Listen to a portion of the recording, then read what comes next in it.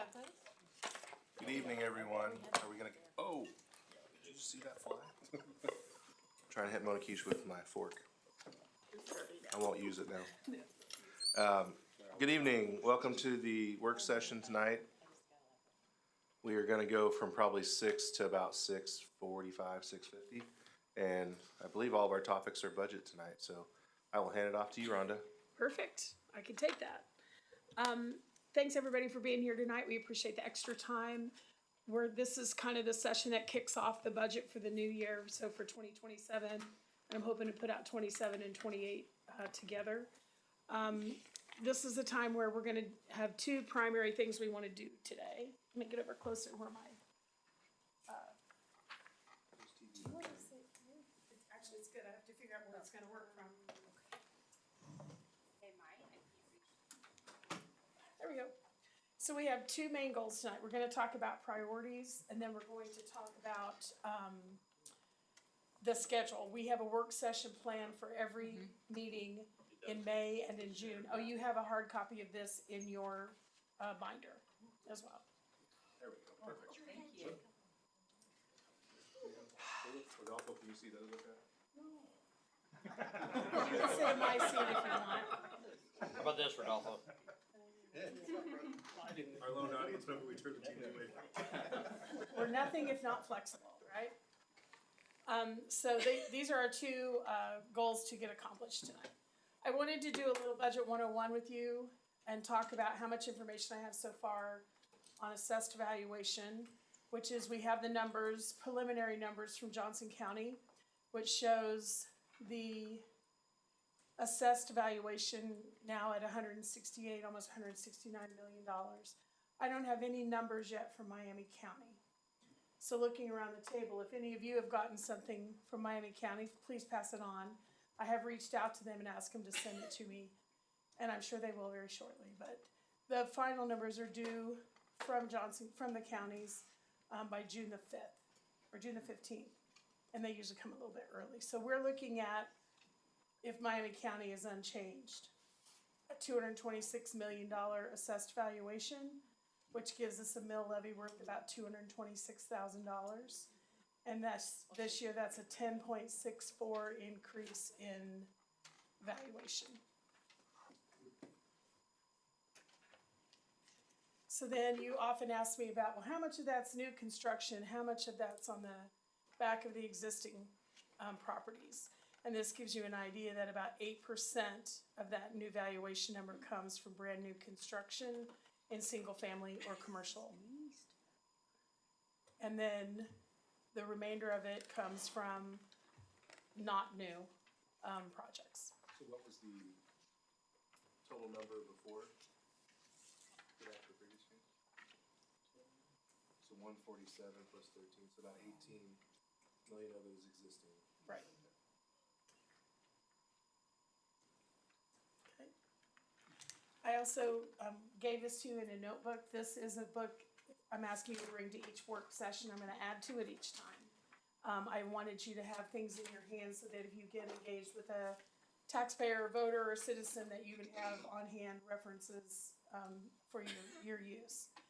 This is just a restatement here of the mill levy. Since 2019, we've seen a 4.7 mill decrease at the city, and in the last 5 years, it's been 1.351.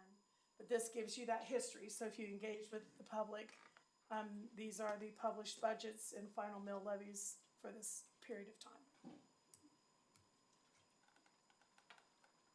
And then this just gives you the mill levy is down and relatively flat. We're pretty consistent. And it shows you, on the other hand, how assessed valuation is growing over time. So actually, I'm going to go back one. I'm missing something here. I sure am. So I did the math and apparently didn't put it in my presentation, that when you take the combination of this portion of the increase of assessed valuation and you keep our mill levy the same, we're looking at about $400,000 worth of additional tax revenue to the city. So that, I just want you to have that as a factor to understand where we're starting on the top line is maybe about a $400,000 increase in revenue if we don't change the mill levy. Did we have any new construction on the Miami County side? I don't have any data from them. Do we have any idea, just roughly, anything that would have added to the tax roll this year? Some. You know how many, Amy? There's Duplexes, quads. I'm thinking of those, yeah.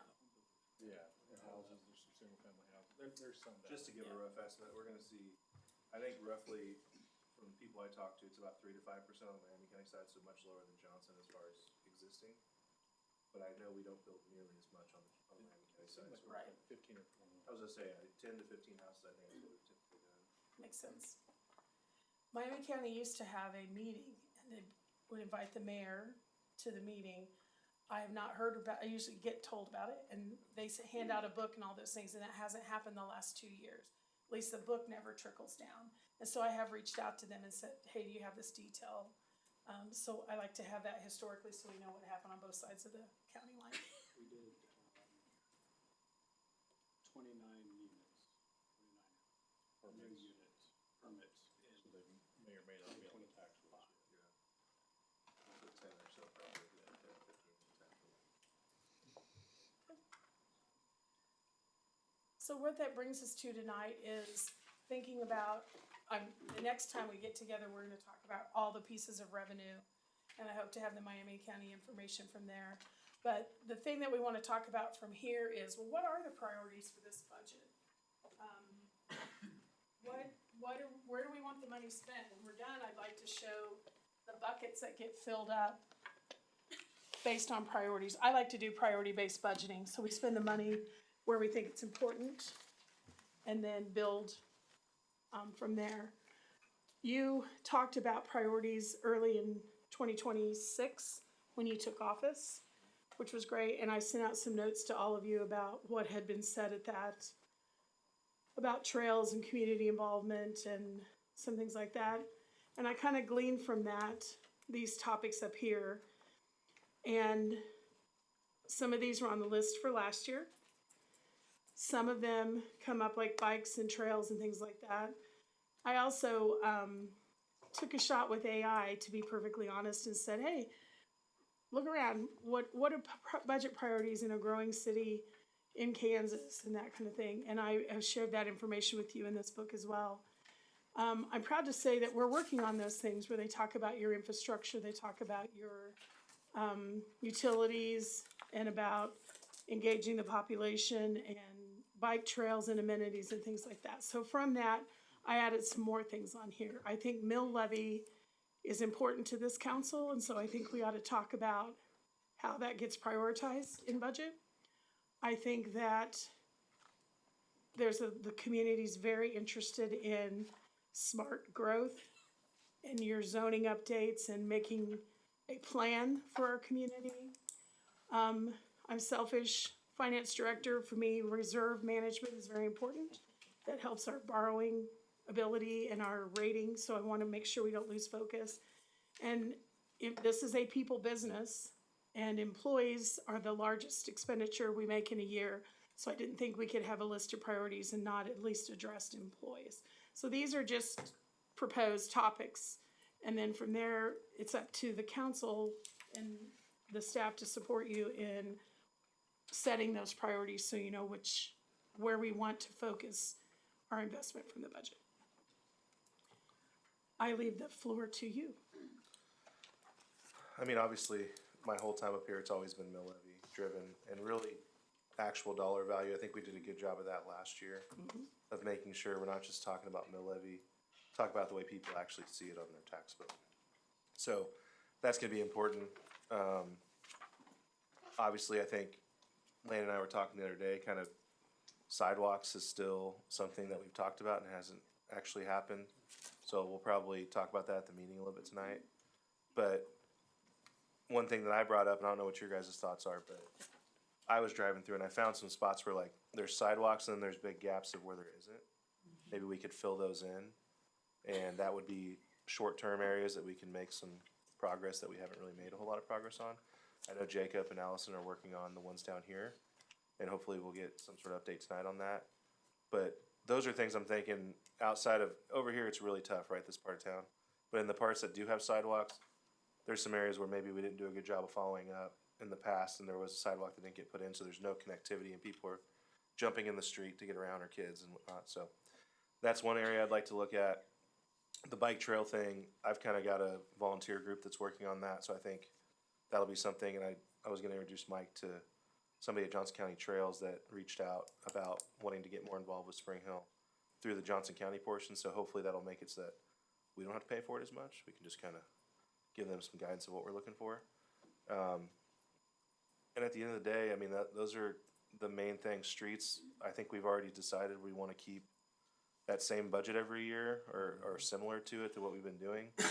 And I'll be excited to see how this year's street projects work out. But, I mean, at the end of the day, it's still kind of similar business, just a matter of how we're gonna shift that money around to each of these. Is there anything employee-wise, I know we've kinda had reserve employees on the books for a while that we haven't filled. I know there's quite a few positions that we're looking at trying to fill now. What is a absolute need right now? Typically, it's usually in the police area. Police department, we've always talked about, we need. I think we've kinda caught up a little bit. He didn't like that one, hear that cough. But, so, you know, where else have we, community development, I feel like we've added quite a few people, which has been good. And so, streets has always been a struggle just to even find people. So I know Jacob's worked hard at that, so that would be my question to the staff. And let's hold off, that'd be my only question to the staff, is what is an absolute need you all see? What do you, everybody over here, what needs do you see or wants that you have that we'd like to see? Well, zoning updates, I mean, Mike and I have met multiple times about that. Just getting us into the, at least the 2023, 2024 zone codes. And get that taken care of. That's a big thing for me, and then streets, obviously. Cause we do, I mean, if you drive around, we do have some streets that got chip and sealed that may or may not have gotten the proper prep. And the cracks that were an inch wide are now 6 inches wide. Yeah. Kind of thing, so, that's a big thing for me. Okay. Ivan? My biggest thing is gonna be the mill levy. Make sure that we can drop it a little bit and give some relief to people. Yeah. Mike? I would say probably bikes, trails, sidewalks, and just connectivity between the city. I mean, kind of bringing these little pockets we have all over town and connecting them, kind of like we did with the golf cart, allowing them to go from South Spring Hill to North Spring Hill a lot easier. I think anything we can do to connect, I'm for. Cool. PJ? You and I have agreed on mill levy since I've started here. Every year, seeing a qualitative step down off our reliance on property taxes and shifting our focus on other revenue sources to fund the city projects is always going to be a priority for me. We start looking at economic development. There are lots and lots of things that I would like to see us focusing on to bring other tax revenue sources in, different types of businesses that create jobs, things like that. It's always going to be a priority for me. Public safety is always on the top. Streets, just something that I feel like we haven't really talked a lot. I know Jacob's mentioned it in passing before, but as we add these higher quality streets and as maintenance costs start stacking up for these new streets we're doing, our need for a higher operating budget for him at the beginning of the year, every year, is going to increase, so we need to make sure that we're being responsible about planning for that. The better streets you put in, the more expensive it is to repair them, and the more that we have that are good, the more then we have to repair every year, so. Making sure that we're staying on top of these street projects, so as we increase our infrastructure, we're also making sure that we're allocating money appropriately to maintain them long term. Something we really need to watch. But again, mill levy, Rhonda's favorite. Yep. Bring it down. Kristen, you have anything to add? Yeah, I would just say mill levy, cause it's been a topic that, we've talked about for a while, and our citizens are passionate about it, for sure. I would also say community development. I think that drives a lot of things. As our community grows, then, you know, the rest of the needs are gonna fall underneath that. I've always been a big proponent of law enforcement as our city grows, you know, thinking about, I mean, we have a great city and it's safe, but there are times where we gotta make sure it's protected. So I've been a big proponent of that. And then I would say, lastly, the wastewater issue. Again, growth, creates all kinds of complexities, and that's one, that we definitely need to be focused on. I think the one consistent we heard was mill levy. So Rhonda, good luck. I am unafraid. But outside of that, anybody here, we have all the department heads here. I mean, who is like, I really need something and I don't have it? Because that's, I know it's something that even PJ has brought up before, like, let us know. And then we can, now's the time because then we can figure out how to get it in there. So, who out there is in dire need? Don't be afraid. Mike, you look like you are. This is the opportunity to make Yeah. the big asks, even if they may not necessarily be a fiscal year 2027. That's something we can get done, putting it on the radar, keeping it out there and open so we can communicate it and try to plan for it. So any big asks, Jacob really embraced this part of the conversation last year. Like, there are things that you guys are gonna need, whether it be people, Mona Keisha, you're kind of a one-man army. If you need help, we need to know, so by the time you're not overwhelmed, you've got something in place. Those are the big asks that we're looking for during these conversations. Even if it's I had this thought the other day and I'd like to talk about it, that's what we'd like to see. Like strategically, we're looking at certain positions within the city. IT is a position that we're currently receiving resumes for. We've also talked about bringing city attorney functions inside the city. So I think those would be two things that, you know, if the governing body is receptive to that, then we can move pretty quickly on that. I think with PD, Chief and I've talked about, as we grow and the geographic size of the city expands, having the ability to have additional officers. I think probably the request will be 2 again. You know, and if we can stay in that 1 to 2 range per year, we won't be so far behind in the next 5 years. When we're going up, I don't know, approximately 800 to 1,000 people a year, and our boundaries are growing, that's probably gonna be our biggest priority.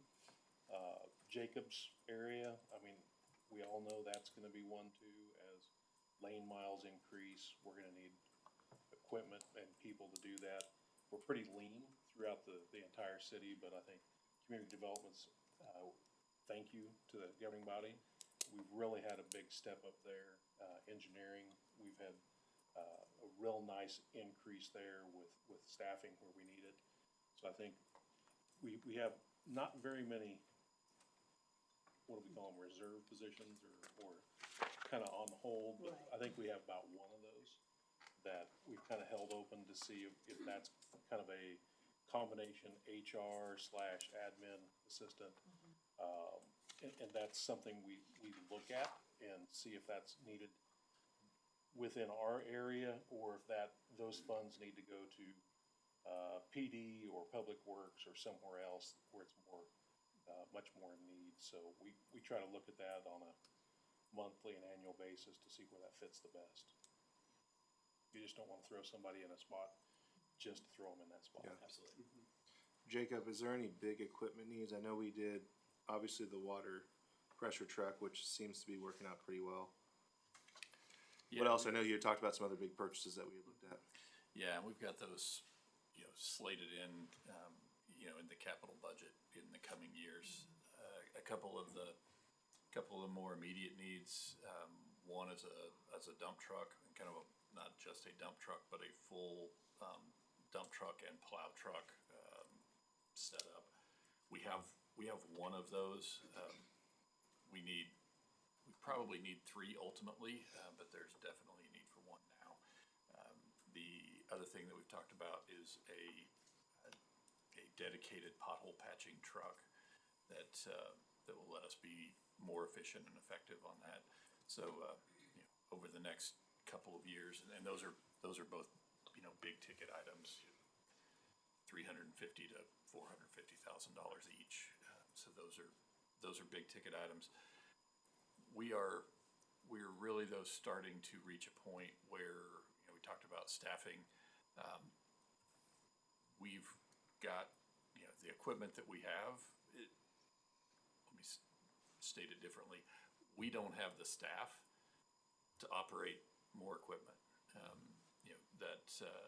So, and it doesn't make sense to have, to buy 100, equipment at $300,000, $400,000, $500,000 and have it sit because we don't have anybody to operate it. So, it's either hold off on the equipment, and just continue to run lean, or it compounds, because then we're talking about expense on both the personnel side and the equipment side. But that's kind of the spot that I feel like we're at now. I mean, I'd probably veer on the side of adding the people first, getting them up and running, and then adding the equipment. So if our plan is, hey, in a year or two, we're looking at a pothole truck, then we get the people, at least one on board that would run it, or two people that would run it, get them on board so that when we go to buy it in 28, they're ready to go.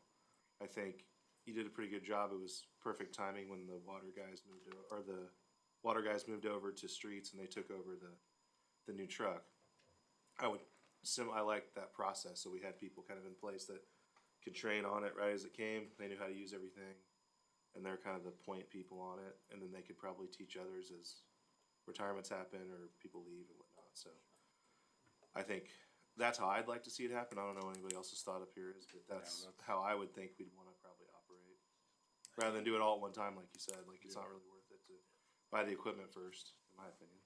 I think also in looking at people, like what you just mentioned, Chad, about retirement, so just planning for the future. I don't know if you all have a succession plan or something to where, if you have people that have been here, I mean, it's not like you come right out and say, here, hey, you don't wanna get into that trouble, but, I do think that's important, as we're growing. And then I was also gonna say, I really support what you're saying on IT.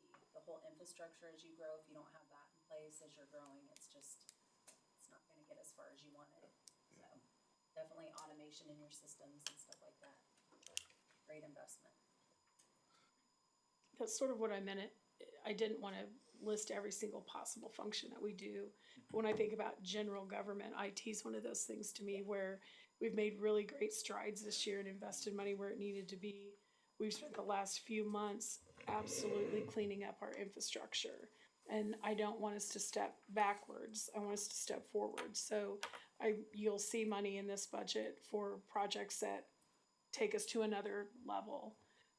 Whether it's better management of our data or better systems, and I think of like zoning, that's gonna require an IT investment, I believe, to get everything they want for zoning and available the way it should be.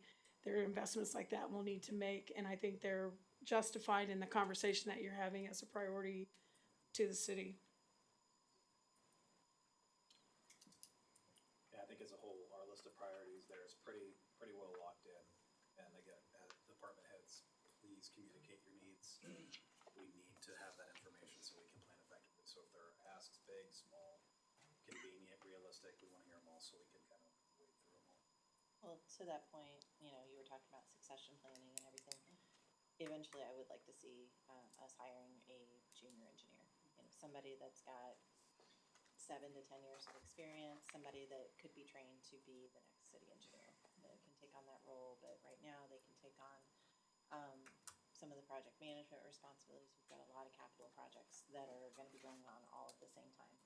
And just to be able to distribute that workload would be helpful. Somebody that could do the plan reviews, that could maybe go out in the field and, do the inspections if we were shorthanded with the inspection staff. So, just somebody that can kind of help come in and fill the gaps.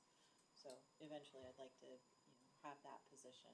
I don't know if that's a next year thing. It'd be nice, but. I'd like to see, and this is kind of budget, not budget, I don't know what everybody's opinion here, but I think every department head should go through and write a succession plan for themselves.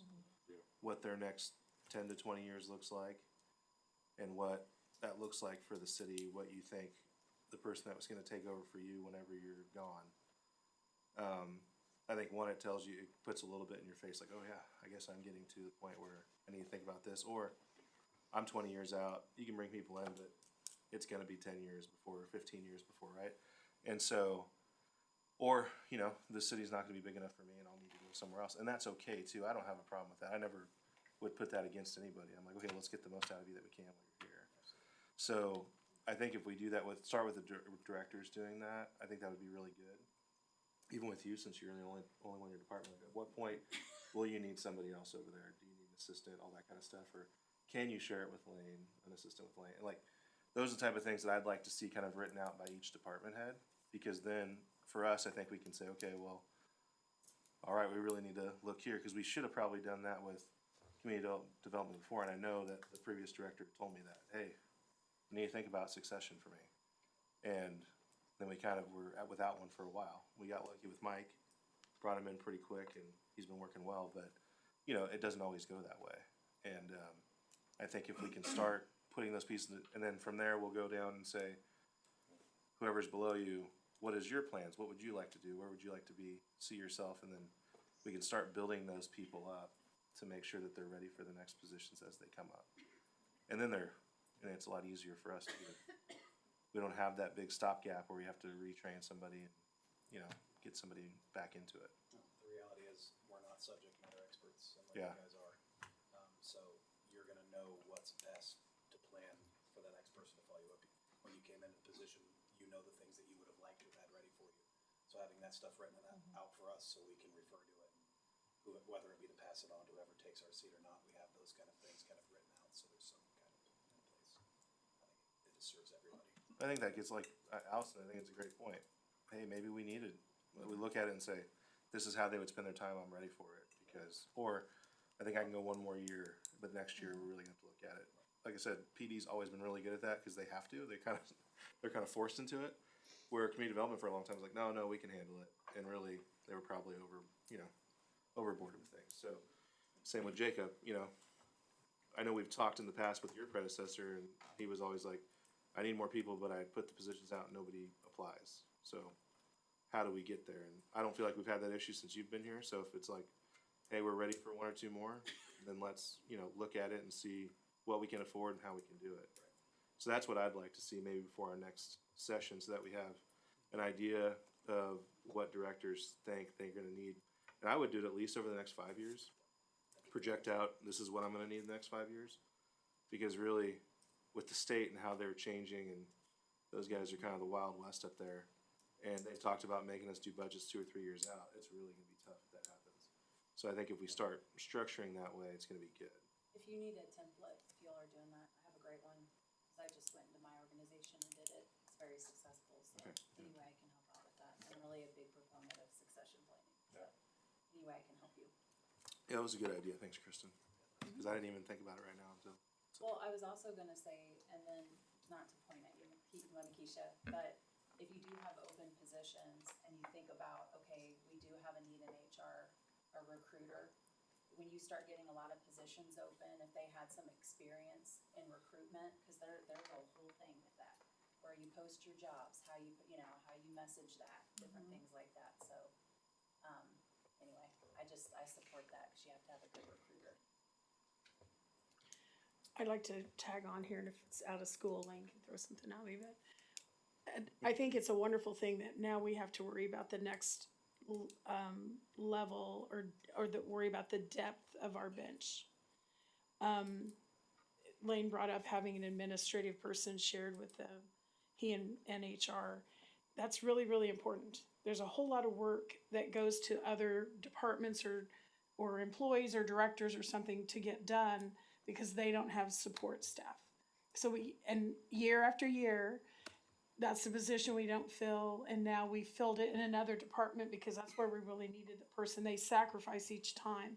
And then I go to another step. I see the stress in department directors because I interact with them differently than other people. And I am thinking now it's time to have an assistant public works director, an assistant city administrator. We need to start looking at the depth of our bench as well, because this group of workhorses here will continue to work and work and work and do as hard as they can, when we really sometimes need to step back and say, do we have enough leadership? Do we have and then you gotta have succession planning. That'll probably point this out, where, what would we do if Mr. Massey didn't come back? And how would we handle that, and those kind of things. So I hope I'm glad to hear you say that let's do succession planning. I have that in my department, and it's an insurance policy. It's a wonderful thing. But we have positions I think we need to start looking at that once upon a time would have been an absolute luxury. And I think we're getting to the point they're becoming a need. One of the great things about where we're at is the community's growing. You can look across the state of Kansas, and the majority of cities in the state of Kansas are not growing. And so we're not unique, but it's nice where we're at. Even some of the school districts around us are shrinking. We're kind of, I use this analogy as we're kind of that awkward teenager stage right now. We're growing, but we're not, yeah, we're a tween, kind of in between, with 58 employees, and, on our way to whatever that magic number is over the next decade, we'll probably be in the 70s or something. And trying to fit the right people in there, but you're absolutely right. It may not be right this year, but probably in the next 2 to 5, there's gonna be some asks that we need to have to make sure that succession planning is in, that there's that ease of going in from one person to the next person, even if that person isn't the one that's gonna be the director or the manager or, whatever that position is. So that's my major ask, is that I don't wanna see it at this meeting like, oh, if this doesn't happen, we're falling off a cliff. We need to know that years ahead of time so that we can be prepared. Well, then I'll step Up, here he comes. and Lane can slap me down later on. But I do think an immediate need, and when I talk about immediate, I mean, in the next 5 years is a building. As we continue to grow, I can tell you now that I'm gonna run out of locker space, pretty quickly, just out of natural growth. And there's a lot of things that we can talk about. And I don't wanna just say I need a building, but I know Public Works is also in need of a facility that fits their needs too. So I know there's multiple needs when it comes to facilities, but I think I see that as an immediate need, not tomorrow, but for a lot of safety reasons, for a lot of efficiency reasons, being effective and how we deliver services and these kind of things. I think it would be very good to start planning out, when does that become a reality? And so I just bring that up here because you're asking, hey, what's the No, what's that's the what I need? want. And I think Doesn't mean it's gonna be facilities is pretty every immediate. time we ask. It's Yeah. just, you It's a gotta big ask. ask, though. I know Yeah. it's an expense. I know it's a big expense. To Well, the and just city, for so. everybody here, cause I know there's a lot of newer folks, what was the dollar amount on the last one we looked at? About 25 to 30. And that was, a couple years Million. ago. Million. So it's gonna be more now. And I've talked to Not 100. Lane about this, but I think there needs to be a community center portion to it. I'm not a big fan of employee buildings without benefit to the community, so to me, I think it needs to be kind of a mixed use if we're gonna do something. I know we're gonna have to, so that's where we need to look at it. I brought up a year or so ago, trying to do it almost like a bond issue, like the school districts do for their schools. I think if we wanna really have it very quickly, I say we do something like that and see if people are willing. We did it with the pool, I believe. And however we tie it to, whether it's property tax or sales tax or something, but I think that's something we look into more. I know, Spencer, did you ever look into it to see what viability that had? Complicated problem. I don't have a great short answer for you. We've looked into it and I've kind of put it on the back burner. a little Typical bit, lawyer. candidly, yes. A no short answer. Yeah, But yeah, so that's something I think, and I don't know what everybody's thought is up here. I think if it's gonna be quicker, we put it up to the community and say, hey, is this something you wanna add to your tax bill in one way or another? I don't mind the sales tax portion. I know there's been a lot of rumors about the pool back and forth, whether there's supposed to be multiple phases and stuff like that. So that one has kind of been not the best. I know it's worked out well for Miami County. We get what, $500,000 every 5 years, something like that, off of their sales tax. So our sales tax is already pretty high. If we start to get some new development, there's probably gonna be CIDs involved, so then there's gonna be sales tax there. So pretty soon you're hitting double digits and people are like, what the heck are we paying for? So, there's some, just different ways to look at it. So I don't know if there's once maybe Spencer, if you can look into it a little bit more and give us kind of options, and then we can talk through options, but I think that's the quickest way to do it personally. I just don't see, unless we have some huge blow up of a bunch of industrial that we get that is gonna have this, huge impact on us right away. It's gonna be a tough go to get $30 million out of a general budget. Wastewater treatment plant's a little different, it's on its own, it's kinda self-sustaining, so we have different options there that we're going with, but that dollar amount's huge, and so that's where it's, do we look at just the PD? And, or we, and do we look at going and trying to revamping some other building in town, or this building, or whatever it is? So, I'd like to start with looking into what options we have as far as kind of voter decision base, and then from there we can kind of look at. But I do agree with you, as much as I hate to say that. I think 5 years is gonna be rough. If we keep growing and we add 1 or 2 officers a year, it's gonna be tough to stay where you're at. I know some of you toured PD. And if you haven't, would love to have you tour that, and probably Public Works. And I think it'll give a whole new perspective on what Chief is saying about safety and, taking people through the lunchroom to be To the booked. intake, like. Yes. I just think you start using that outside jail a little bit more, and you'll be good. Outside jail. It's not just for the Grinch during Christmas. I hope that you'll do that same tour here, Right. especially when, here in the Civic Center, if I don't go in Mike's space very often, but adding new employees in there, there's no more room left. Like in my group, I can't put another person in. You talked about an IT or a city attorney position, where we're gonna have to take some of the rec center part of this building to do things like that. And that's what we need to do, that's how we'll do it. But people might be surprised at how tightly packed we are in every building. It looks like a big building, but the majority of it's a gymnasium and And a a hallway. Thick walls in here too. cafeteria. Yeah. Not that thick. No. Makes the Wi-Fi bad. I see as we continue to grow and get more attention and development and economic development meetings and running the professional staff, how we are and updating our standards, we need more conference rooms. We're all trying to battle for one conference room, or we're And it's having not that awkward big. meetings in here. Yeah, we usually have to squeeze in on the little conference room. Yep. Well, no, and there's days that I've been here for, like, oh crap, this one was booked up. Can we go in here? Can we go there? So, I mean, it can be tough. It's not the most ideal, that's for sure. So, Growing pains. It's a good problem. It is. what else? Anybody else have anything to add at this point in this particular section?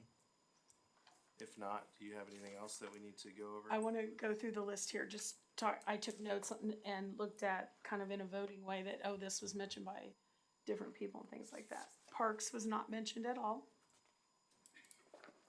Okay, just saying, stating I fact, think we have to fix this connectivity okay? before we can add parks. Like I said, I've got a small group and actually a scout that's working on a little bike park now over by the middle school. I think the connectivity is gonna be a bigger issue, and then once we have that, then it's easier to talk about what are we gonna do with the parks and Okay. add on, so on and so forth. We didn't talk a lot about community amenities. It's more of an outcropping of more community development, that if we get more restaurants or a new library or whatever, those will be an outcropping of something else, is kind of how I took that away. The reality is, if we're not generating or getting new businesses and increasing our tax revenue, all those options are just not there. Right. Because the only option to pay for those outside of sales tax and property taxes on commercial properties is adding more to the mill levy, and that's not anything that we're interested in. So everything comes from that economic development standpoint. That's the priority to get everything else that we need. Well, and I think one thing that at least community development, and I know Lane and I have talked a lot about, is holding the new developments to much higher standards than what we have in the past, which is gonna make it a lot less on us to pay for these sidewalks and trails and things like that. So I know Mike's been doing a really good job. He's actually taken over some of that, and, him and Spencer work with everybody on like development agreements. And so, and some of them are pushing back. I mean, to be quite honest, they've worked here for a while. A lot of times their engineer has, or somebody else, and like, we never had to do this before. We're like, yeah, Things change. well, we're not, we're a little bit bigger now, so The it's good kinda old like, way system doesn't work anymore. yeah. So it's, you know, just a bigger city, we're gonna have some more needs and requests, and we're gonna have to do it. So, so that's why sometimes we'll see things that pop up that maybe don't happen right away, and we pull back. But like Allison, thanks. I saw them digging up that sidewalk today over there. I know I called and was kind of giving Lane an earful of like, I've seen these flags out here for weeks and they haven't done anything. And I did the Bill Peterman on them, and they started digging it today. They had planned on digging today. Oh, did they? Your Okay. phone call So it just worked out. I'm gonna say it was my phone call. You could, yeah, you could I'm gonna tell use yourself. that. Okay.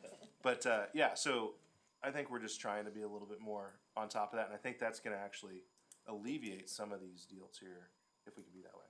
It's gonna push. I mean, we're gonna have that time frame where we lose people or lose developments, and I'm okay with that. I'm okay with that. I'm Getting okay people with in with the right priorities and wanting to be a partner to the community matters. so. The other one that wasn't discussed a lot was economic development. I know PJ mentioned that specifically in his comments. I feel like that comes from kind of like community development. It's both sides of that that need, and that then will bring us amenities and more money for parks and all those kinds of things. Is there anything that I don't have on this list you want on this list? I think with the zoning, I think we just look at that as codes and zoning. Yeah. So, I was gonna say that you get the comp plan done this year, early part of next year. What typically follows would be an implementation strategy, which could involve economic development, parks, open space master plans, and honestly will involve a zoning code update. Our code is pretty out of date, and the formatting that we offer online is not keeping up with neighboring communities that have an electronic code that is published by a service, and you can search keywords and things like that. The more we want to attract the kinds of development we want and the types of developers, we have to make our process as clear and transparent and, you know, navigable as possible with updated codes. It makes their jobs easier, and they don't have to spend more on consulting fees to get their projects approved. And so the faster we can get them to market with their developments, the better. yeah, I think there's a mix of telling them what they need to know up front that makes us easy to work with. We don't need to be easy to work with by being lenient. Exactly. I think it's just, the communication up front. So if we can conclude that, and that's where kind of falls back to the IT stuff. We're gonna have IT investment that goes into that that is gonna require us to put some money into it so that we have those out there and ready to go. So yeah, I think the economic development is without saying. I mean, it's, Yep. we're always, I feel like all of us that's always top of mind. It's like, we just need that first domino to fall. I think that falls too with smart growth. So we're getting the right things in the right places and the right updates and on all those things. So I have a question about Yep. the smart growth piece.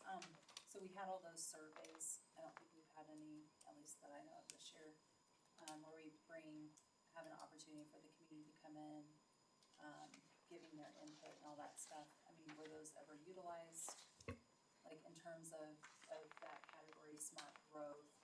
That was an opportunity and platforms for people to express what they wanted and different things, and I mean, I don't ever hear the results of those, or I see them within decisions, or like, are we doing that? 'Cause in terms of smart growth, that's what I would think it would be, right?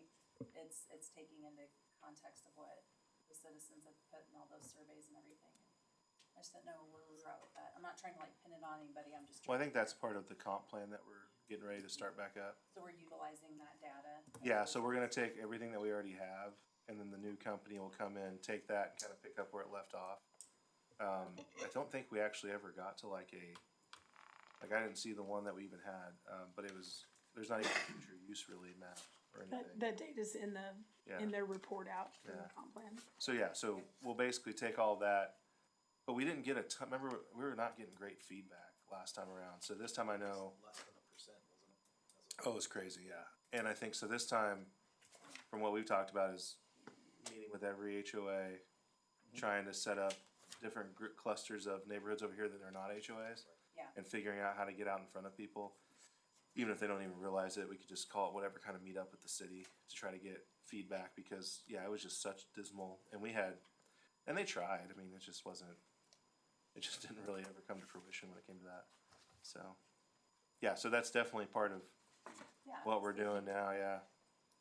Yeah, but I would say we haven't been able to use any of that information yet towards decisions, unfortunately. If you don't have other priority conversation, just a quick thing, the next section in your book is actually the presentation that's on the 7 o'clock agenda, on a quarterly review. And so some of the things you've talked about, is other revenues and things, that's coming here in probably an hour or something like that, so. Good, I really like these budget work sessions. I like that we talk like this and it's not a presentation and that kind of thing. Then like I said at the beginning of the meeting, my plan is to have a work session before every regular council meeting in May and June. The next one is revenue, the one after that's expense, and the one after that would be the capital plan. This is your budget and your decision in the end, so I want it to meet your needs. So if you can at any time say, I want more on this, let's have another work session. You can say, I already feel like I don't think that'll be enough. Let's plan some in between. We try to keep your extraneous meetings to a minimum. You're used to meeting on Thursdays, let's meet early. Last year we did some at lunchtime. So I just wanna make sure it's meeting your needs, that you're getting lots of information and getting to ask questions and able to engage with the public. So my plan is to have a work session for the next 4 weeks. Would you like to see anything different at this point, or do you want to start working through and then see how we're doing? I think this one was fine. I think revenue is probably okay for one meeting. I think with what we've asked of the directors, the expense is probably gonna need to be more than one. Okay. Because I would like each one to go through, when they're talking about their expenses, also that succession plan. Because I think that's gonna be a big part of what the expenses are gonna look like in the future. So that one I don't think could be in a single meeting. I think revenue, we could probably do this in an hour, just like this one, where it's, Yep. kind of a shotgun approach where we'll touch all these items, cause revenue's revenue, right? We're not gonna change that, but expenses are what is the one area we can kind of pull the levy. We can always So. change that tomorrow if we need to. So that's where, for me, I'd like to give everybody an opportunity to talk about their department, the expenses they're gonna have, the future expenses they see coming. And so we can really take it in and say, maybe we can absorb this cost this year, even though you don't think you need it maybe this year. Maybe we add that extra person to Jacobs, or we say, hey, we can go ahead and get that assistant for HR and the administrator office. So that's where I'd like to see it, cause I think we're gonna have a goal of what we wanna do with the mill levy, and then from there we can kind of say, okay, well, what can we fit in, cause we know we have needs. But there's a certain spot, and I don't know where that is yet, that we wanna be. And I think what's gonna I'm happen getting is, close on that. and I think This what's is gonna a- happen again. is we're gonna see, this is where everybody comes in, and we're above that mill levy, so let's try to fit in what everybody kinda wants right now, our needs, and then we can go back from there, so that we can at least Oh, save. I've done a lot of work on the budget already, and everyone at this table has. And I don't see any massive, like, uh-ohs. Yeah. You know, like, oh, how are we gonna handle this? I don't have the people part, like different positions that we need, like this conversation tonight. I see a lot of, I look for dollars and dimes and nickels and $100 bills all through the budget, and I think we've done a really good job of whittling out where we can and getting rid of things we aren't using, sort of a deal, canceling things that aren't beneficial and different things like that. Also, I'm consolidating some things like an IT budget together. You're gonna have an IT manager, man, let's get all those expenses in one spot, and that number looks healthy. Yeah. But it came from other budgets, it's not new money, so I feel like we have a good number coming that way. Okay, And then we'll see where we are. We haven't added positions, so. alright. I'm gonna go back to your point that you're talking about the time. I think this time is a good time, because if we do it at noon, like you guys were doing, a lot of people in the community can't make it. Yeah. Watch and do it. I can't make it because I'm at work, so. Yeah. Another quick thing on that, lost my train of thought. I'll get No, it. I think 6 is good, and then if we have to do an off meeting one, 6 is probably fine, and maybe that's the one that we can do for 2 hours. And do like 6 to 8. And you do wanna see every department, and I'll pick myself out of this. Mine won't take very long. That's what I I'm don't saying, spend very much money. and that's where you guys can know, it's more of, and this is what I have, these people, Yeah, if I drop dead tomorrow, these people can kind of, and over the next few years. or over the next few years, I'm gonna need somebody in this position Right. to do that. Okay, So that's what I'd I like to would see. have liked to have had these resources Yeah. available to me when I started. Yeah. That's a very important part to, Yeah. news to me. Yeah, I'm not asking you to come like, I'm retiring in 12 years. And so my this is what date. we need. This is what the next 12 years have to look like. Yeah. No, it's just, yeah. If, some of it's, if I drop dead tomorrow or if I had to leave, we don't wanna have 6 months of, reconfiguring how we do things. I think the only other thing I would add is when you talk about budgets, I know I'm doing this in the organization I'm in, is getting people, like, even the direct or the direct contact people involved in the budget too, cause I just think that people that are directly providing the services or, doing the work have a perspective that maybe leadership doesn't have, because they're not in there doing it. And I've learned so much through the budget process where I'm at, just, so some of your people that are actually working, like it'd be, even though they're not at the table doing the budget, it always is good to kind of hear from them on some perspective, so. I just think sometimes they're not considered, and they Nope. should be. I agree. Yeah. All right, anything else? We're at 6:52, so we got about a 5-minute break before we get to our meeting. Anything else? Connell had the truck out there if you wanna go out and take a look. Oh, at does he got it? Okay. He can, Wrap. he can All show right. it to you, so. All right, we will adjourn as of now. Thank you. I have Thank wrapped you. before, but I'm not going to do it today. I developed a wrap.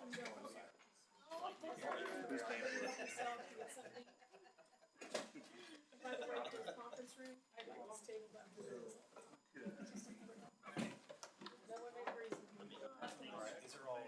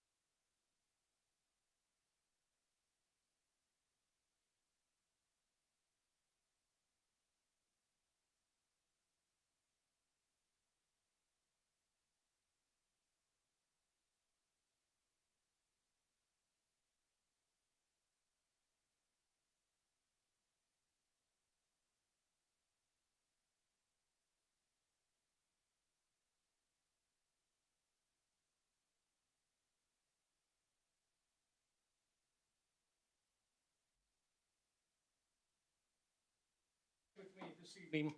Heavenly Father, we thank you for the opportunity to gather here in service to our community. And we thank you for the servant attitude of this council, our men and women in blue, our firefighters, and our emergency response teams. And I pray for your shield of armor and protection around each one of them. And I ask tonight for wisdom and guidance for each council member, that their discussions and decisions reflect compassion and the foresight and the desire to serve the best interest of every resident in the city, working together with respect and integrity and harmony. And it's in Jesus' name we pray all these things. Amen. Amen. Now for the pledge. Pledge allegiance to the flag of the United States of America and to the republic for which it stands, one nation, under God, indivisible, with liberty and justice for all.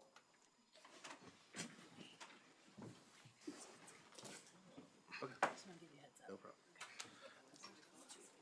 All right, Madam Clerk, will you please take the roll?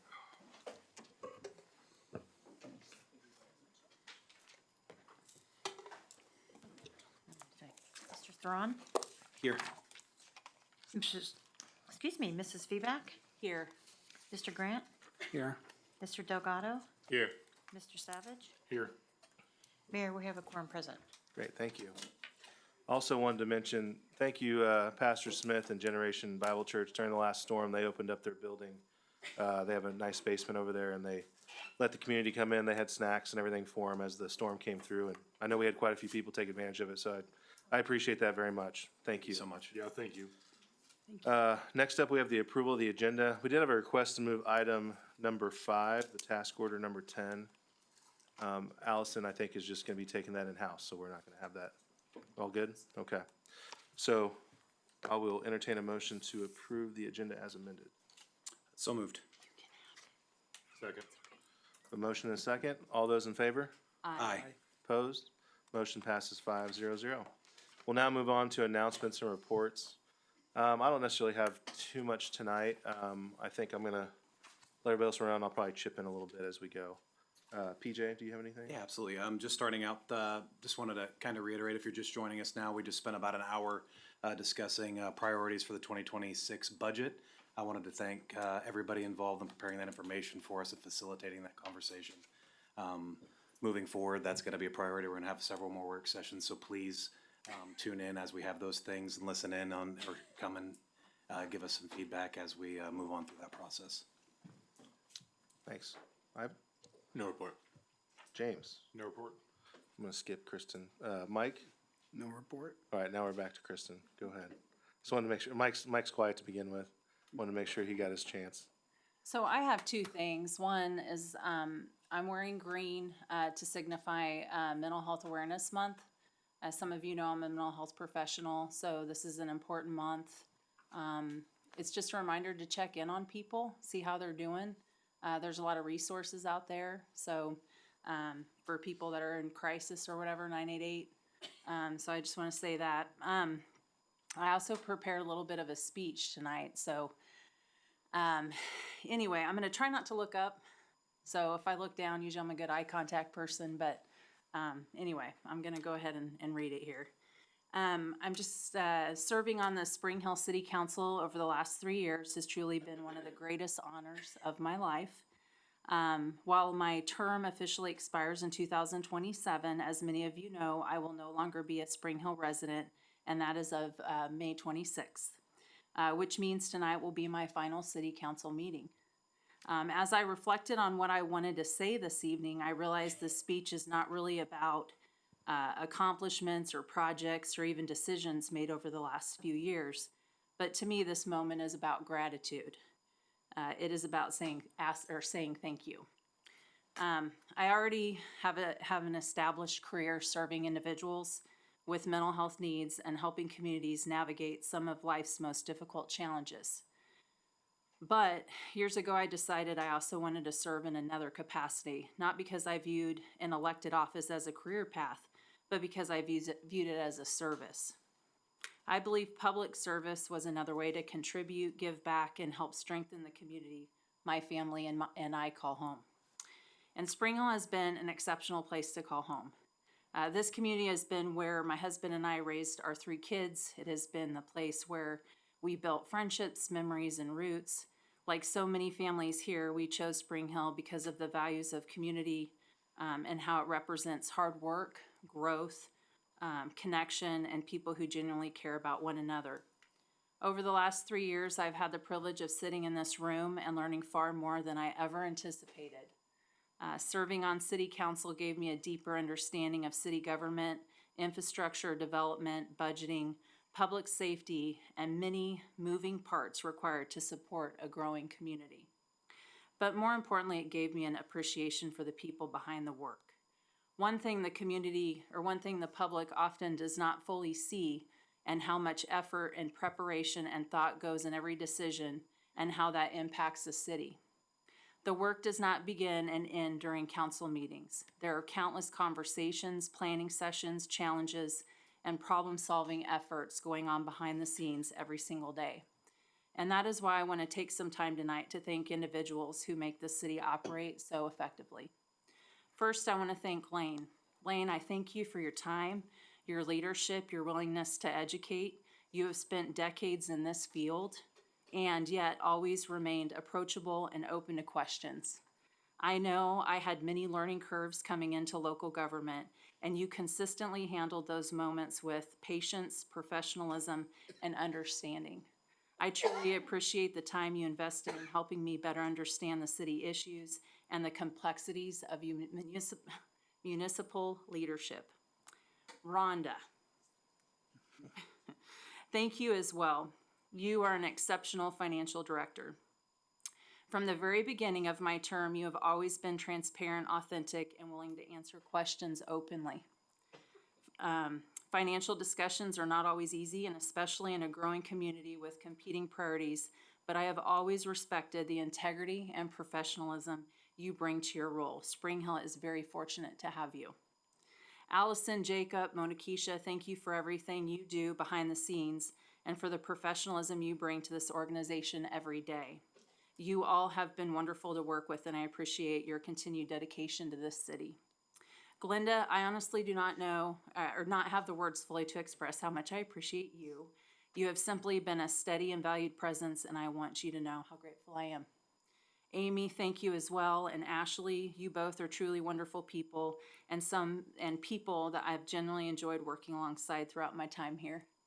And Spencer, thank you. Throughout my professional career, I have worked with many attorneys and sat through depositions and navigated difficult conversations and legal matters. But every interaction I have had with you has been a learning opportunity. I appreciate your candidness, because he always says candidly. I love that. Your professionalism and your ability to guide difficult discussions with clarity and thoughtfulness. So thank you. I also want to acknowledge my fellow councilmen and women, or councilmen, excuse me, past and present. While we may not have always agreed on every issue, I generally respect the commitment each person brings to serving this community. Public service is not always easy. Decisions are often complex, and leadership sometimes requires balancing of differing opinions while trying to do what is best for the city as a whole. And I appreciate the opportunity to have served alongside each one of you. And finally, to the citizens of Spring Hill, I want to thank you.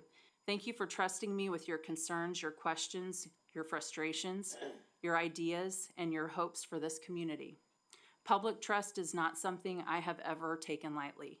Every email, conversation, and phone call and interaction matter to me, because at the center of all of it, it was shared desire to continue to make Spring Hill a strong and healthy community. This transition has not been easy for me.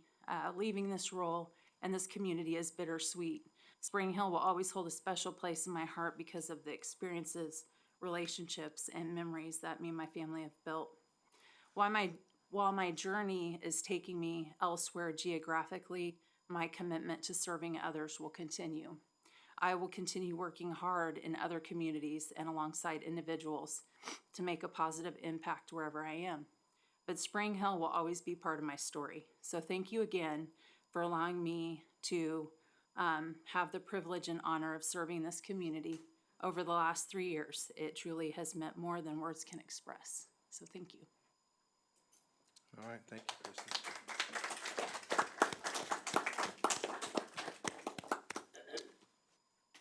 All right, maybe I should wait till the end. That was good, thank you. Yeah, probably should have.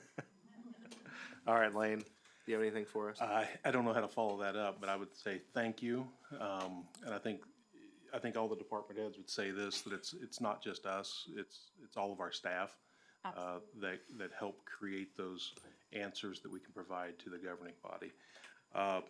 And in final fashion, I'd like to answer a question that you forgot to ask tonight. 191st. 191st Street. To me, give it to me. We had met with KDOT this week on Tuesday, had a discussion about the timeline. It sounds like we're gonna be just a little bit behind the July 1st. We're gonna be in that August, September timeline before we can go out to bid that project. And I think, Allison, correct me if I'm wrong, hopefully we can get that under construction sometime in the fall. But it sounds like we're 30 to 60 days longer than we had anticipated with KDOT. There's final reviews here and there and some processes that they have to follow. So that's kind of the update on that. And then hopefully 191st Street will be under construction later this year.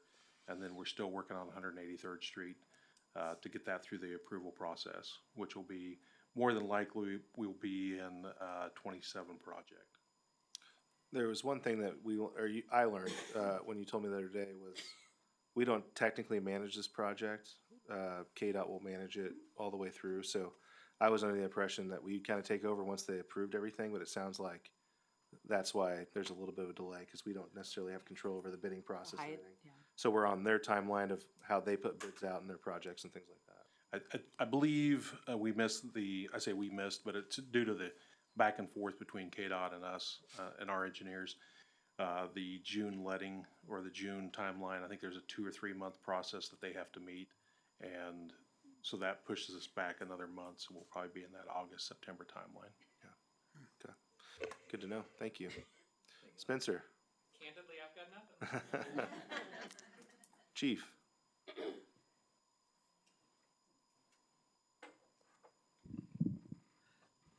Nothing. Thanks, Kristen, for your support of the PD. Appreciate all your service. But yeah, I have no report tonight. All right. Mike. Yeah, I have three things. We are going to be having a planning commission work session on May 21st to discuss the comprehensive plan. There'll be a short presentation by staff, components of a comprehensive plan, how that interacts with zoning and land use and development.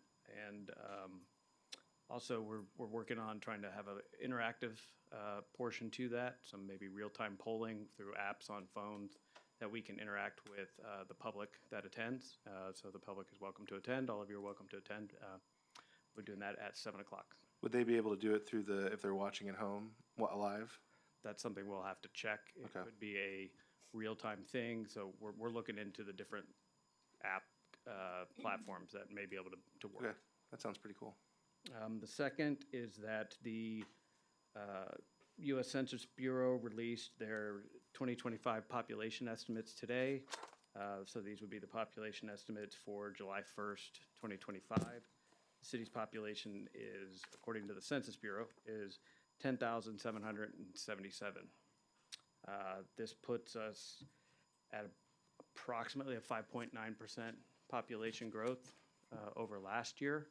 The 2024 number, which is number 2 in the Kansas City metro area behind DeSoto, which was in the 7.9% range due to their, multifamily development and development surrounding the Panasonic battery development.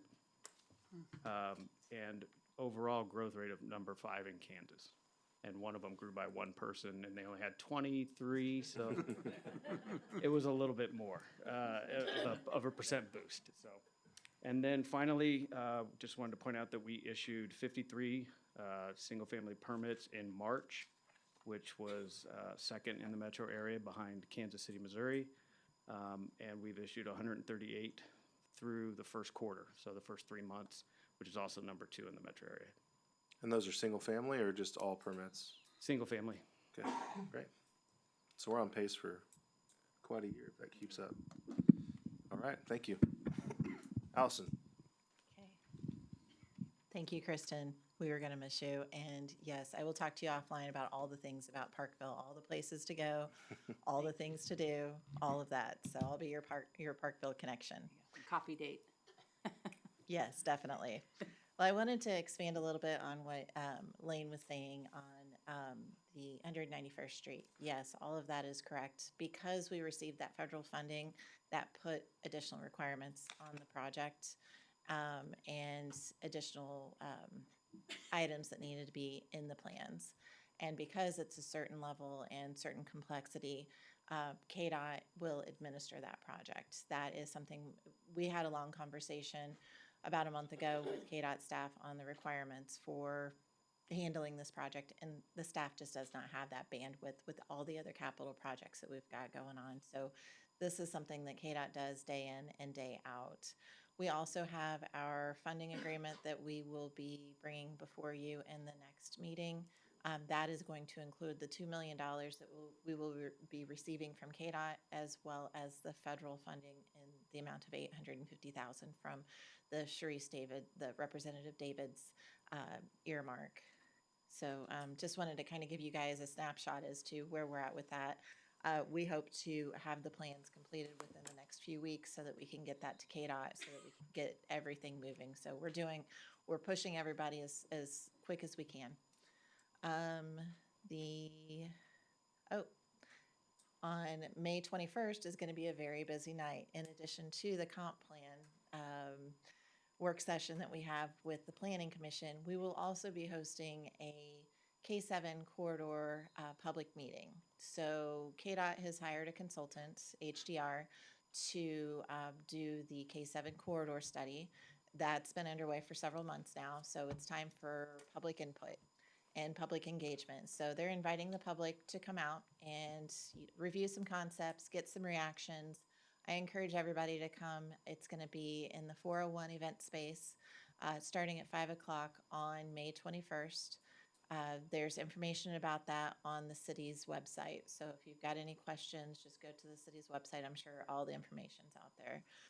But this is a study that they're reviewing from I-35 down to the Johnson-Miami County line.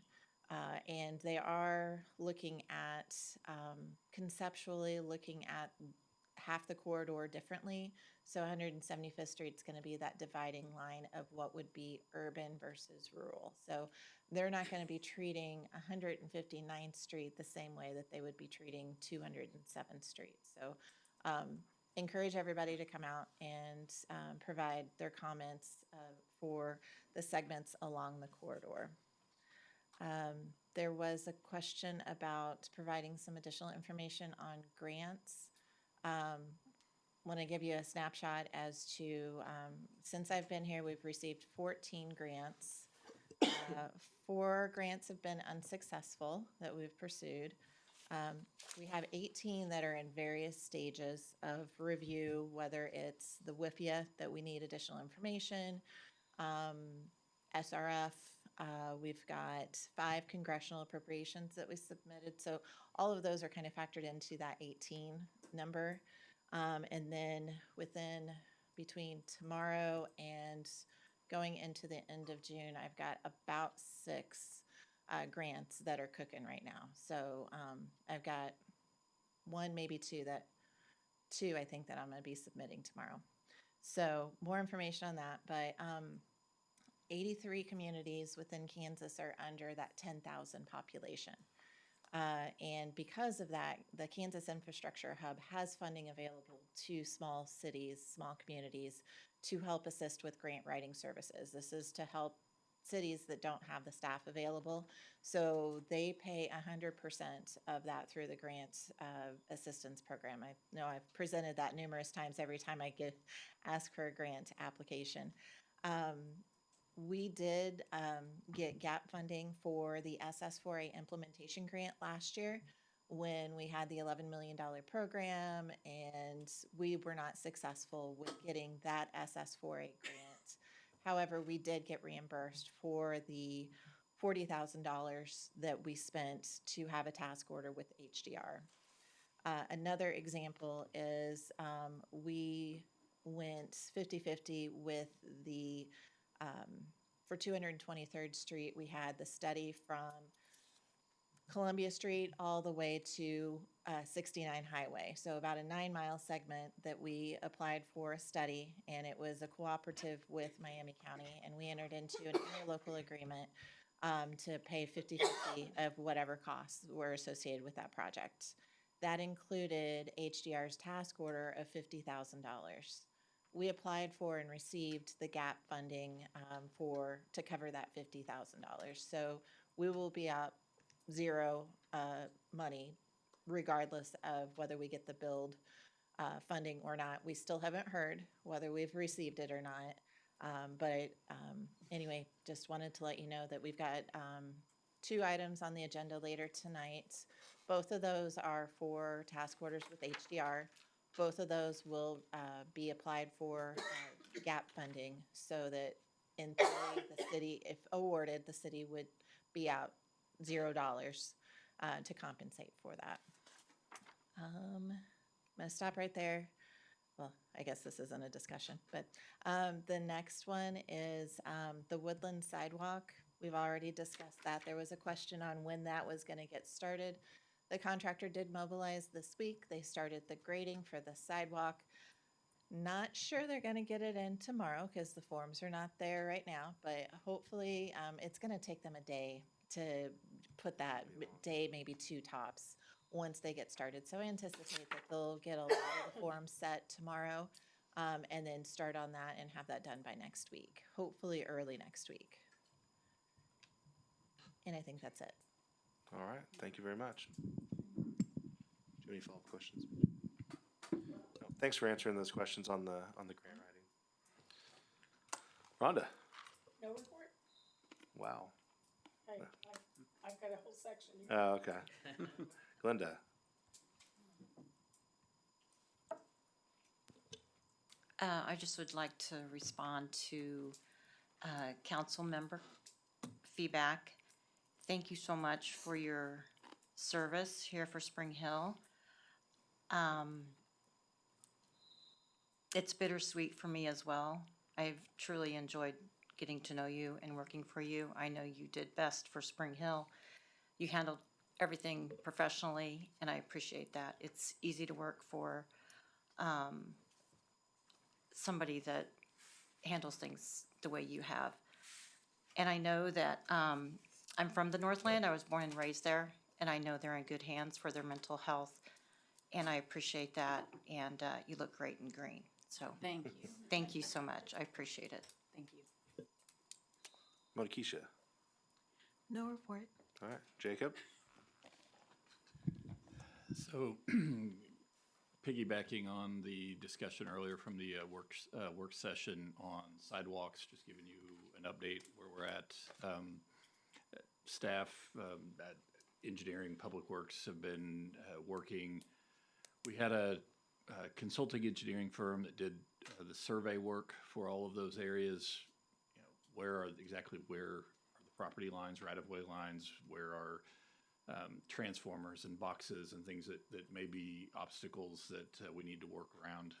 We've received all of that information and made the decision. In fact, the one item that was pulled from tonight's meeting was rather than outsource a lot of the design work for that, which is going to add time, we're going to take care of that in-house.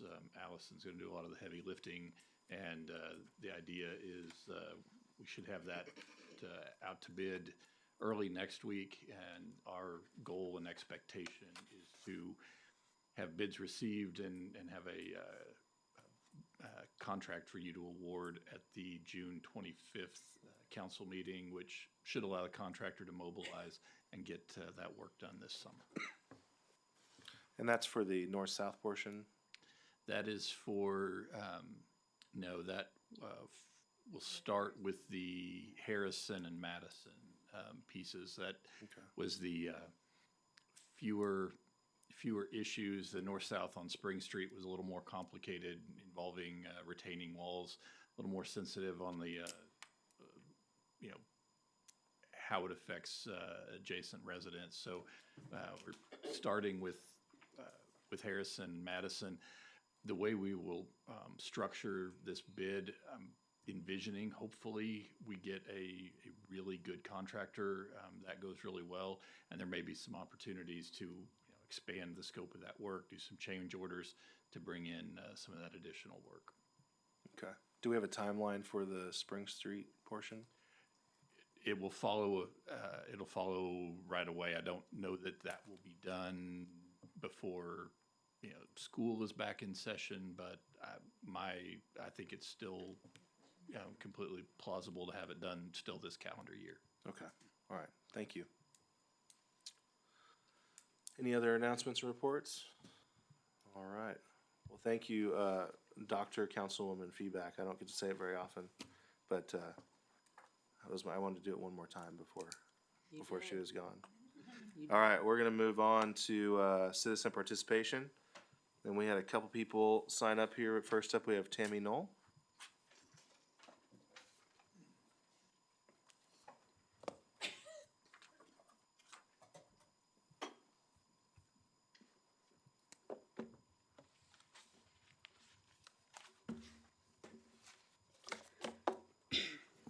Sorry, just your name and address for the clerk. Sure.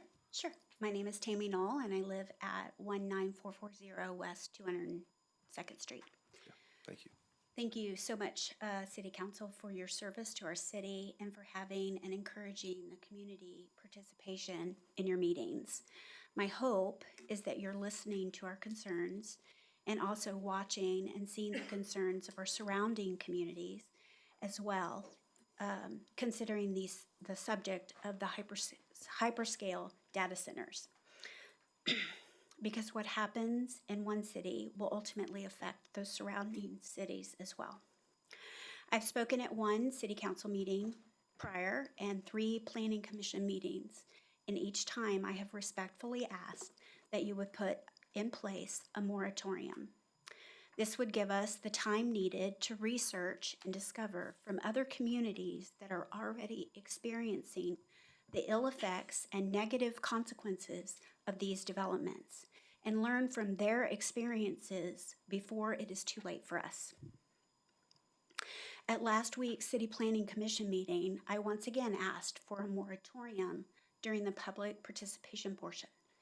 At the very end of the meeting, one of the members asked if we could have a discussion on the issuance of a moratorium. And Mike Mallon then spoke of when a moratorium is to be put in place. There was some discussion, and essentially it was ended by him saying that in this circumstance, we don't need one. And respectfully and wholeheartedly, I disagree with that perspective.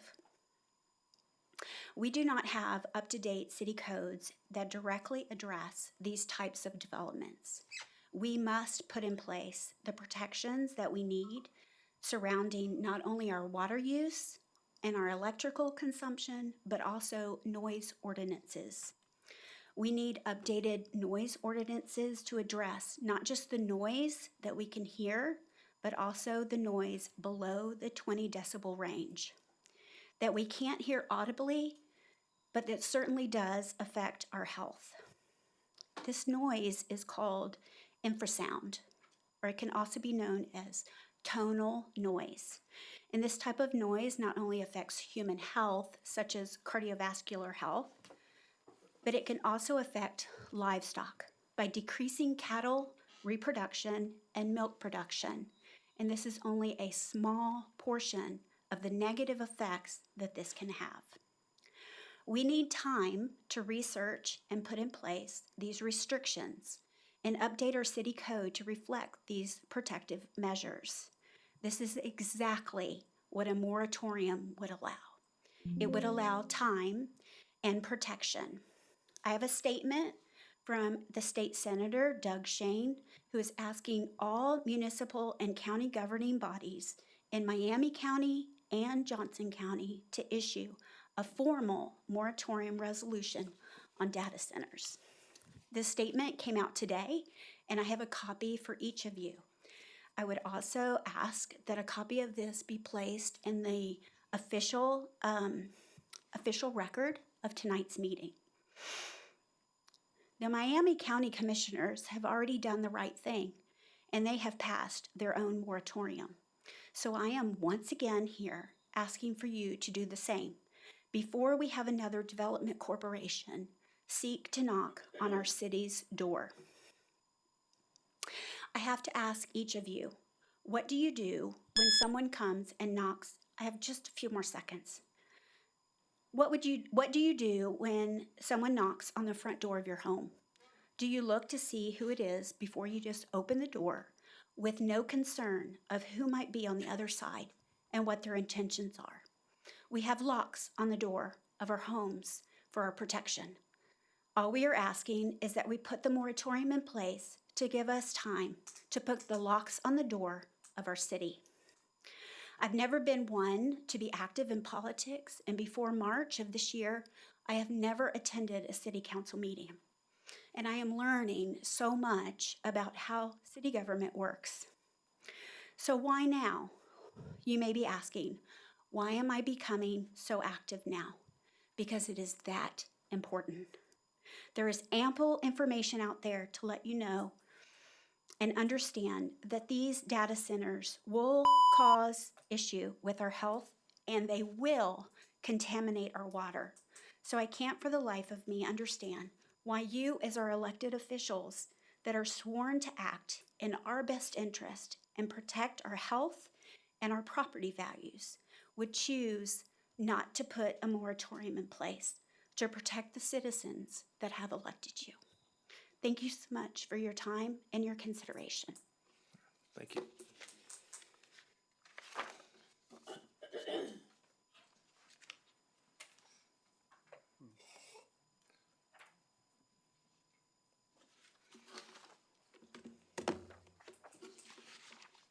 All right, thank you. Next up, I had Sarah Grady.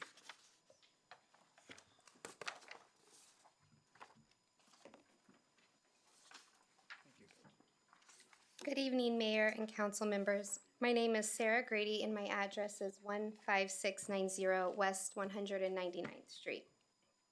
I would like to respectfully ask the City Council to consider implementing a temporary moratorium on new data center and large-scale industrial development proposals while the community has time to fully understand the long-term impacts these projects could have on Spring Hill. Spring Hill is at a critical turning point. Decisions made today will shape the character of our community for generations. A data center or heavy industrial project is not the same as adding businesses, restaurants, family amenities, parks, or thoughtfully planned residential growth.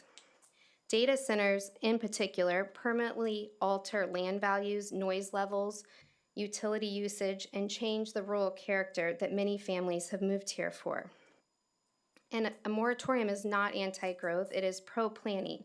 It would simply provide time for community engagement and transparency, independent studies on infrastructure, water, power impacts, and of course, we all know that we are updating Spring Hill's comprehensive plan, so it would also allow time for that. And it would provide for thoughtful discussion about types of development, which types of development would align with long-term vision the residents of Spring Hill have for Spring Hill.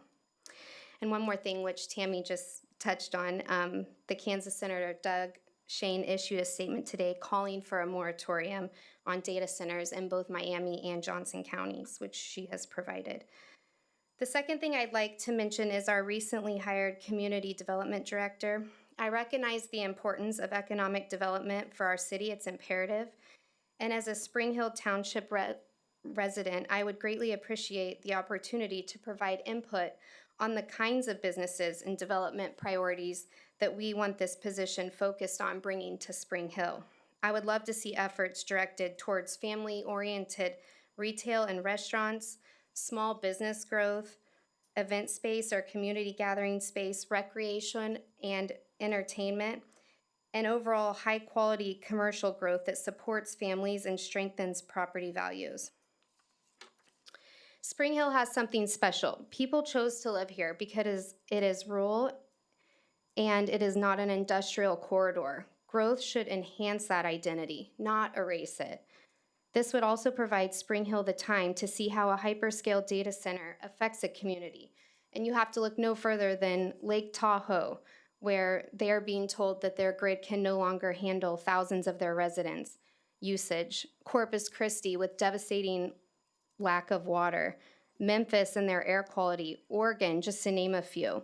Please consider slowing this process down, listening carefully to your residents, and placing a temporary moratorium on data centers and similar industrial projects until the community has had the opportunity to fully participate in shaping Spring Hill's future.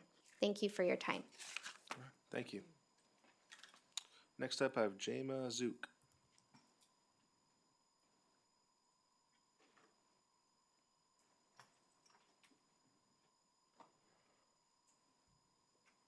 Hello, my name is Jama Zook, and I'm a regional librarian with Johnson County Library. And we are at 109 South Webster Street here in Spring Hill.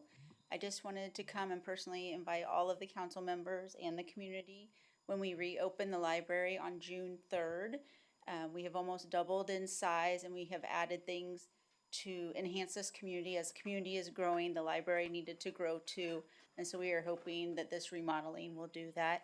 I also wanted to mention that we are going to be piloting a program in Spring Hill called Extended Access, where patrons that are 18 years or older will be able to get an after-hours key fob to let themselves into the library. We know we have hours that maybe don't match everybody's schedule, and the larger libraries are able to provide those.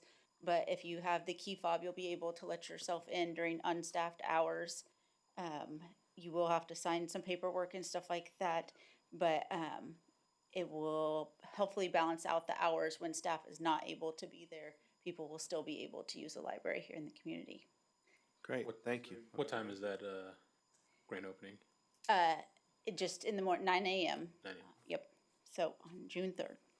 All right, great, thank you. Yeah, I know we're the pilot for the extended hours, so that's pretty exciting. I think it's gonna be pretty cool. Yeah, I'm very excited about it. Thank you. Next up, I have Bill Peterman.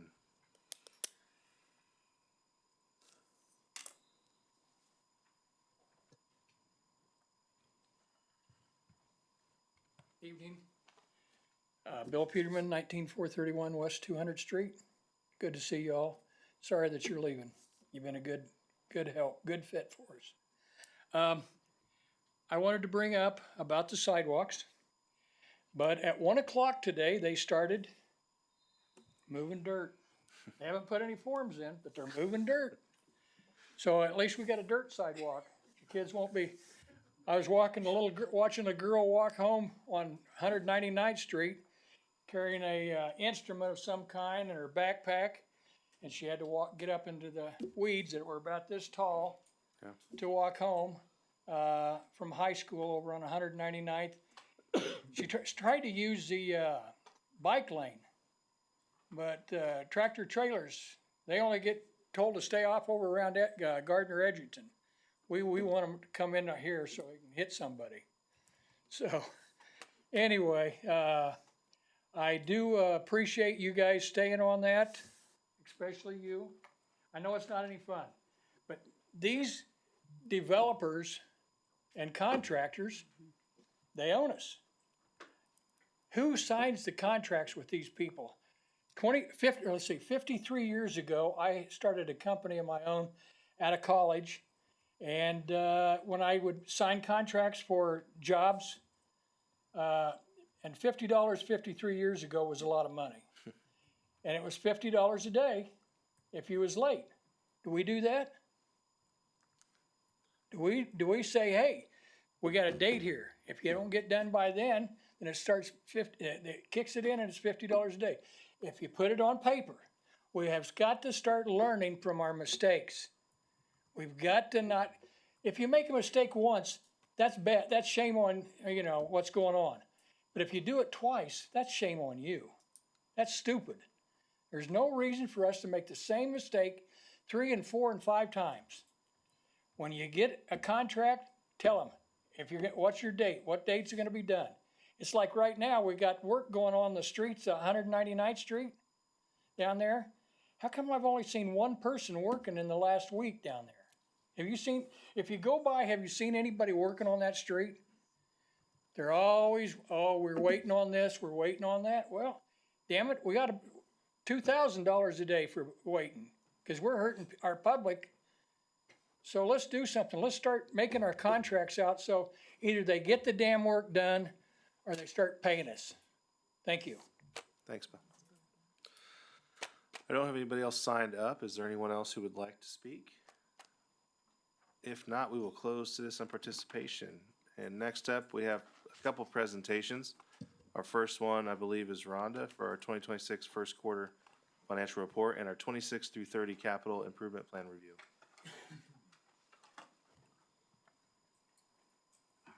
Thank you, everybody.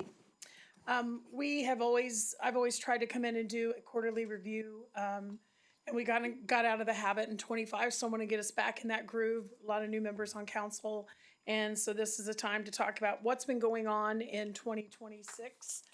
I want to point something out to you. I'm not going to go over CIP tonight. We'll do that not in the near future. We may wait until a work session to talk about the projects on the list, give you an update on each one, ones that are getting pushed forward or canceled will change, so we'll do that in the future. So let's talk first about the positive side of the equation with revenue, and this is sorted by the estimated value at the end of the year. So property tax is still the big revenue generator at 4.5 million. And that I estimate to be right on budget. I don't have a great way to estimate that. We get half of it in January and about half of it in June. So I think we'll be right on target there. The one that's really moving up, and Mike gave you the numbers that go behind this, but one of the biggest things that's moving this year are the permits and license fees. We typically budget this conservatively because it's outside of our control. And as Mike has reported, there are a lot of building permits being issued this year. Based on the revenue we've taken in, that income will grow to about 4.2 million, second only to property tax. Will it come out completely that way? I'm not sure. I think we'll be a little less conservative in the budget for 27, start capturing some of those dollars. But we want to be realistic because, again, it's outside of our control. And that should be about $2.9 million above budget if we make it at this level by year end. Sales tax I'm going to talk about in a little bit more depth in a minute, but it is, for the first time in a while, sitting right below our budget year to date. And so I'm going to talk about that here in a second. Franchise fees, basically right on budget. Other income, that increase is due to the interest on money. So we are getting close to 4%, just under 4% on our money sitting in our account, and it's reflected here. The Aquatic Center hasn't opened yet.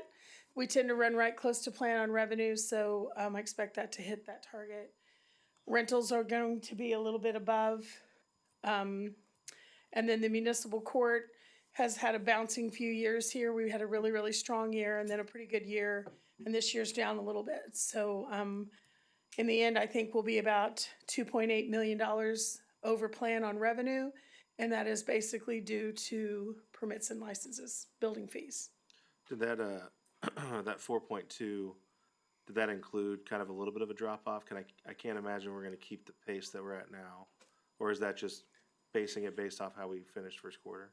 It's mostly based on the first quarter. Okay. I do look through it pretty significantly to see if there's anything unusual here. It doesn't include excise tax. It's in another fund and some things like that. But it's pretty much on this one a straight percentage, where we are now and where we're going to be. I've also done it the other way where I looked at, Amy does a report every month on permits and fees. I also did the math on her report separately, and it comes out at the same number. About probably more like 3.8, something like that. So we are tracking that way. And I did her report with 2026 data and then the other 8 or 9 months from 25, saying we repeat 25, and we're still coming out really strong. I know we definitely got a little bit more aggressive on the sales tax this year compared to previous years. So I'm okay with being a little bit under because I know we tried to really capture because we were kind of like permits and licenses on sales tax for a while where we were kind of way under. Hedging a little bit, and I'm going to talk a little bit more about that. So just wanted to show, some people prefer to see it in a picture versus numbers.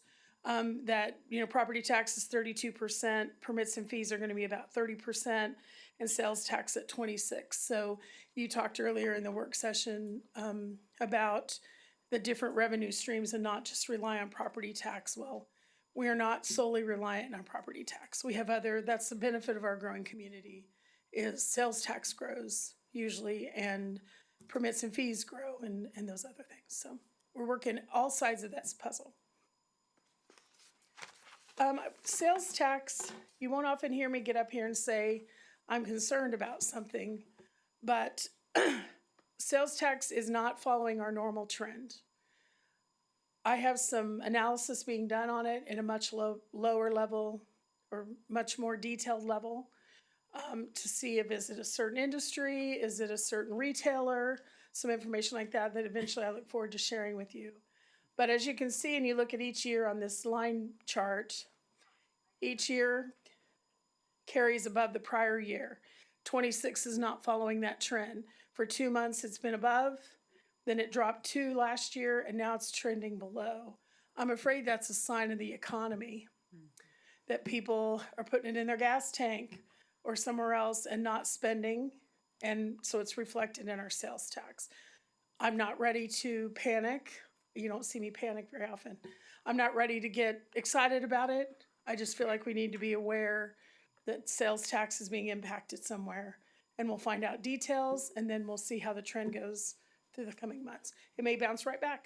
So I'm not completely surprised. I read an article about how Amazon actually saw a big decrease over the last 2 months just because of all the costs that are up. So it makes sense, because don't we get the home rule sales tax from those? Delivery. Online, yeah. Tax to delivery. That's why I have the little yellow line at the bottom, which is use tax, which is tax on things delivered, not sold here, but delivered here. That's grown from 30% in 2025 to 35% in 2026. A 5% swing. So that's even. Over retail sales tax is a big swing. Yeah. And so people are buying, not from our retailers. Yeah, even less from They're us. buying more and more and having it delivered. I'll give you an example. A big furniture store is one of our biggest sales tax generators. Yeah. Makes sense. Building new homes, people are moving into the neighborhood, they buy new furniture. Makes sense. Yeah. Maybe we need to build a furniture store.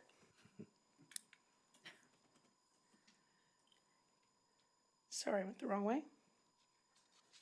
So then let's talk about expenditures. And I did this one based on department and took a look at every department and how they're performing. Just over $500,000 is about 5% of our annual budget, is how far we're running under expense budget. Most of this, almost 100%, is people. And that meaning that we had positions we budgeted for that were just now getting hired. So we have a period of time here where we had no expense, but we budgeted for it. We also have positions, like I have one in my department where a person left. It's taken some time to fill it. So this variance is really about people. It's getting people into positions that we planned for. And we're under a little bit on medical insurance, spending less than we planned to. And so Mona Keisha and I are working together to make sure we have the right number going forward, as well as are we giving that the right consideration in the budget each year to make sure that our numbers are good. We've done some projects in IT that make it a little higher than planned, nothing significant. I also put some money in at the Aquatic Center. We have some projects going on there. I hope we'll transfer money and cover that difference through the sales tax. So this is a summary of what I just said, which is basically here are the items that we have the greatest variance. I looked at any account or type of expense with a variance over $50,000. Retirement payout, we haven't paid, no one's retired, so we haven't had to pay that. The other people related things I've talked about. Purchase lease, we paid off some leases last year, and we're accounting for it in the next budget to make sure we have those right. Can I answer any questions? Not really. I think we can take at least a percentage of that revenue growth when we look at our next budget, and That's my that'll plan. help us with, I think we probably, at least my opinion always, whenever I have something even personally like this, is maybe split it between needed purchases and savings, so however we can figure that out, I think there's probably a bit of a part that goes into, you know, into our reserve portion of, you know, essential purchases we need to make, and then mill levy, you know, those are the three things that I think we need to look at for the, Absolutely. any excess we've got and any savings we've got on the expense side, so. Looks like we might have a little bit to work with this year. I'm hoping so, yeah. Good. Other questions? No, I think this is good. I think if all those projections are right, we're gonna have a good year. Fingers crossed. I spend a lot of time, I don't just flatline it. I look at each one and I've made calls to learn about different things I don't think feel quite right, but I learned they're right. I just don't like how they feel, kind of a thing. So good. I I'd be appreciate your time. interested to see the sales tax, how that hashes out of where we're seeing the drop from. Yeah. I'm getting, Baker Tilly does an analysis for us. And, I'm looking forward to what we see in that and what we learn from it. Yeah. Have them work. Luckily, it's not anything crazy. I mean, if it's 100 I'm grand, hoping it's not. not. And sometimes they bounce back. We say that with flip it, you know, the flippancy, but really 100 grand in the big scheme of things isn't huge. It's all a big estimate anyway, so. The other can thing figure with that that, remember when you look at the sales tax chart, it's 2 months behind. So Christmas shows up in February. They collect it in December, they pay it to the state in January and give it to us in February. Yeah. So when you look at it, December's not Christmas. Things like that. Great, well, thank you for your time. I'll do this each quarter so we have an update and look forward to working on the next thing. I meant to say something in the work session. If any of you ever want individual time to talk about the budget, please reach out to Mr. Massey or me, and we'll find time for you. Sometimes that's the best way to learn is your questions, your time, your pace. So we want to make sure you have the information you need. All right, perfect. Thanks. Thank you. Thank you. Next, we have the North Webster sewer contract. Miss Allison Abel. Hello. Okay, so wanted to float something past you guys as we start to work on some of these sewer projects. So back in December of 2025, we took the Northeast Sewer project out for bid. We, within that project, that includes a brand new pump station, force mains, gravity mains, all of that. I believe the total amount for that project was about $6 million. We received bids from 8 contractors when we took that out for public bid. The bids did come in lower than the engineer's estimate and lower than our project budget. It was a great way to get competitive bidding. The contractor started on that in March of 2026 and is currently right at the projected schedule for completion in December. So fast forward to, we're currently working on design of 2 sewer projects. One is the Northwest Sewer Project that's going to be at 183rd and Lone Elm-ish, and that's quite a bit larger than the Northeast Sewer. We've got a couple of lift stations, force mains, gravity, all of that, and that's going to take us all the way down to about 191st Street. We are also working on the North Webster Sewer Project. That is north of the glass plant. And that is for development that's going to be in that parcel, that vacant parcel that's north of there. This is considerably a smaller project, probably, if I had to guess, maybe about a third of the size of the Northeast Sewer Project, size-wise as far as like length of force main and gravity line and such. We have a very short time frame on both of these projects. So staff's trying to figure out how can we shorten the time frame. We've got to go through the design. We've got to make sure we have quality plans to take it out to bid. But that takes time. And then once you take it out to bid, it takes time to get it constructed. How can we shave time off of that is what we're trying to figure out. So we initially looked at doing a progressive design build, similar to what we're doing at the sewer plant. We've got an engineer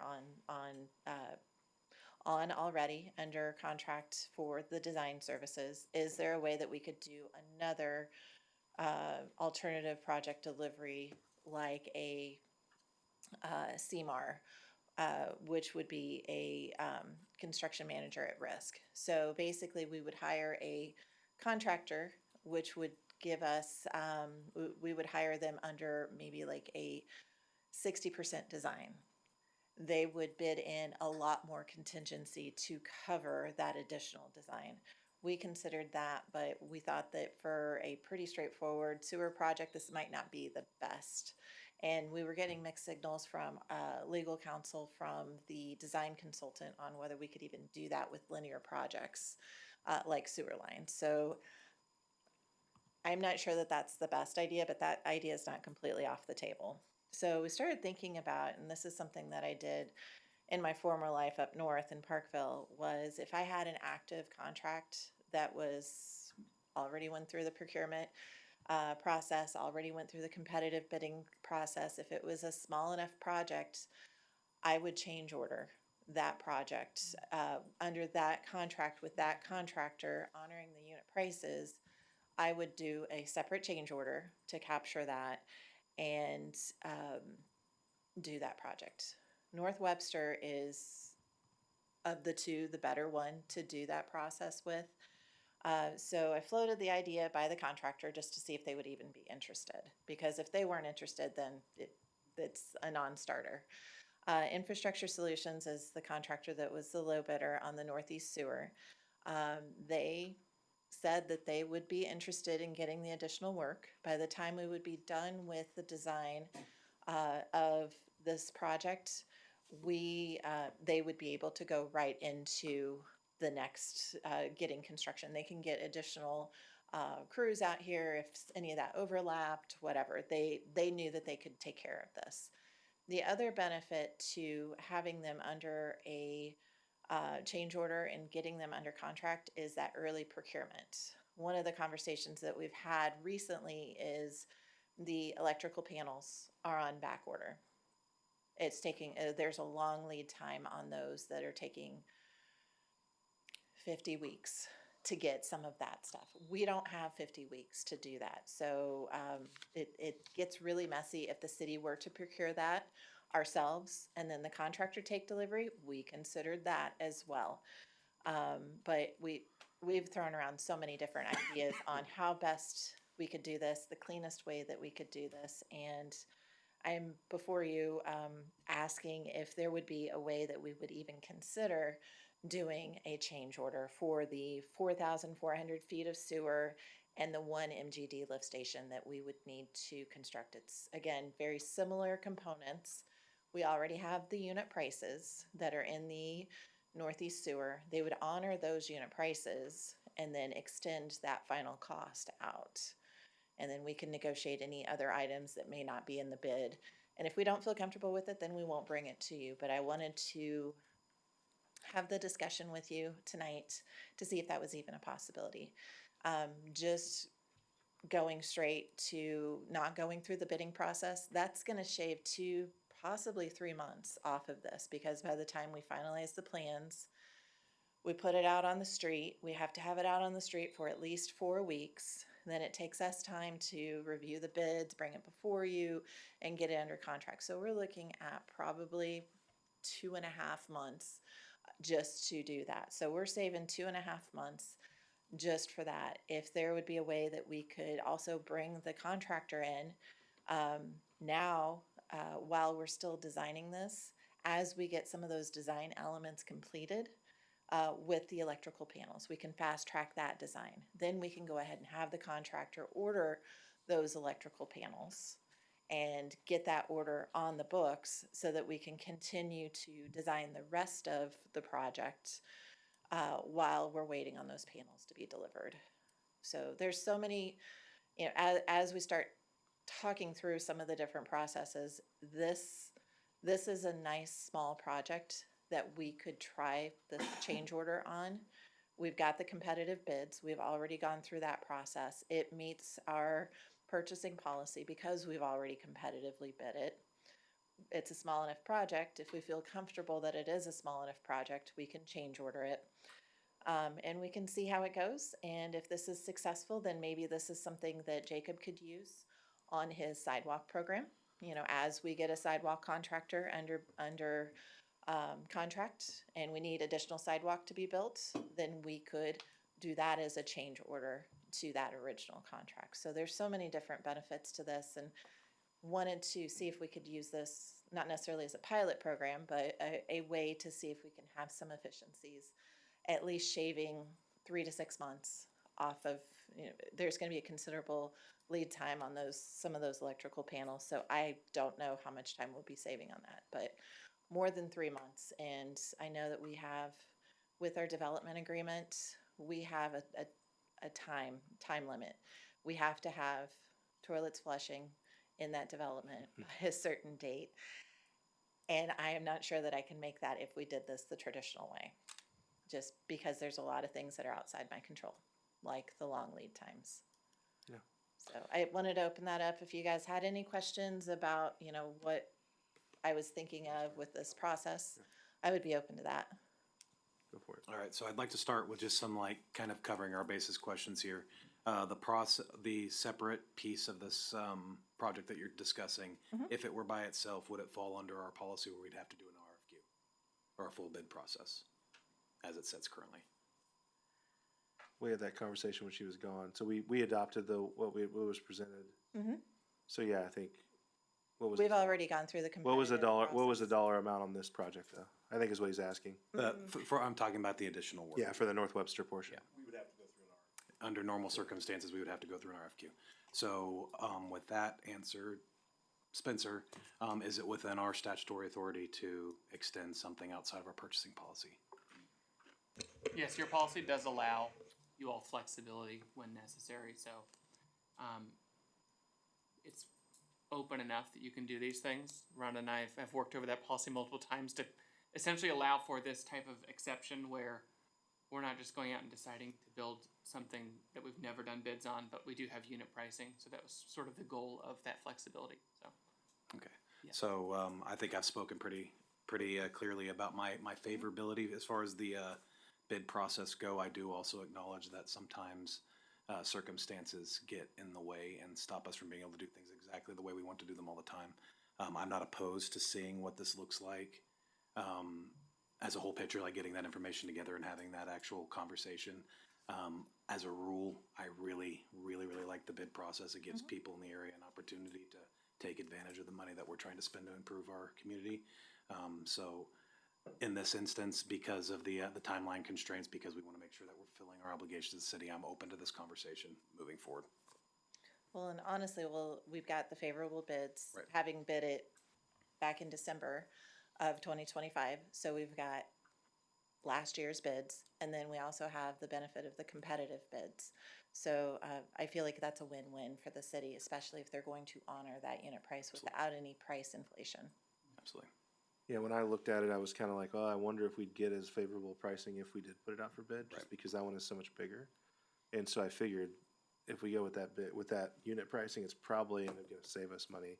Right. The other thing is the proposed use over there is very favorable to the city. It's got really nice retail and commercial spaces they're looking at, some other types of housing. So to me, the mixture of those two things is really favorable to look at this. And really, again, why go through the whole process if we've already kind of done it? We found them. They've given us a good price.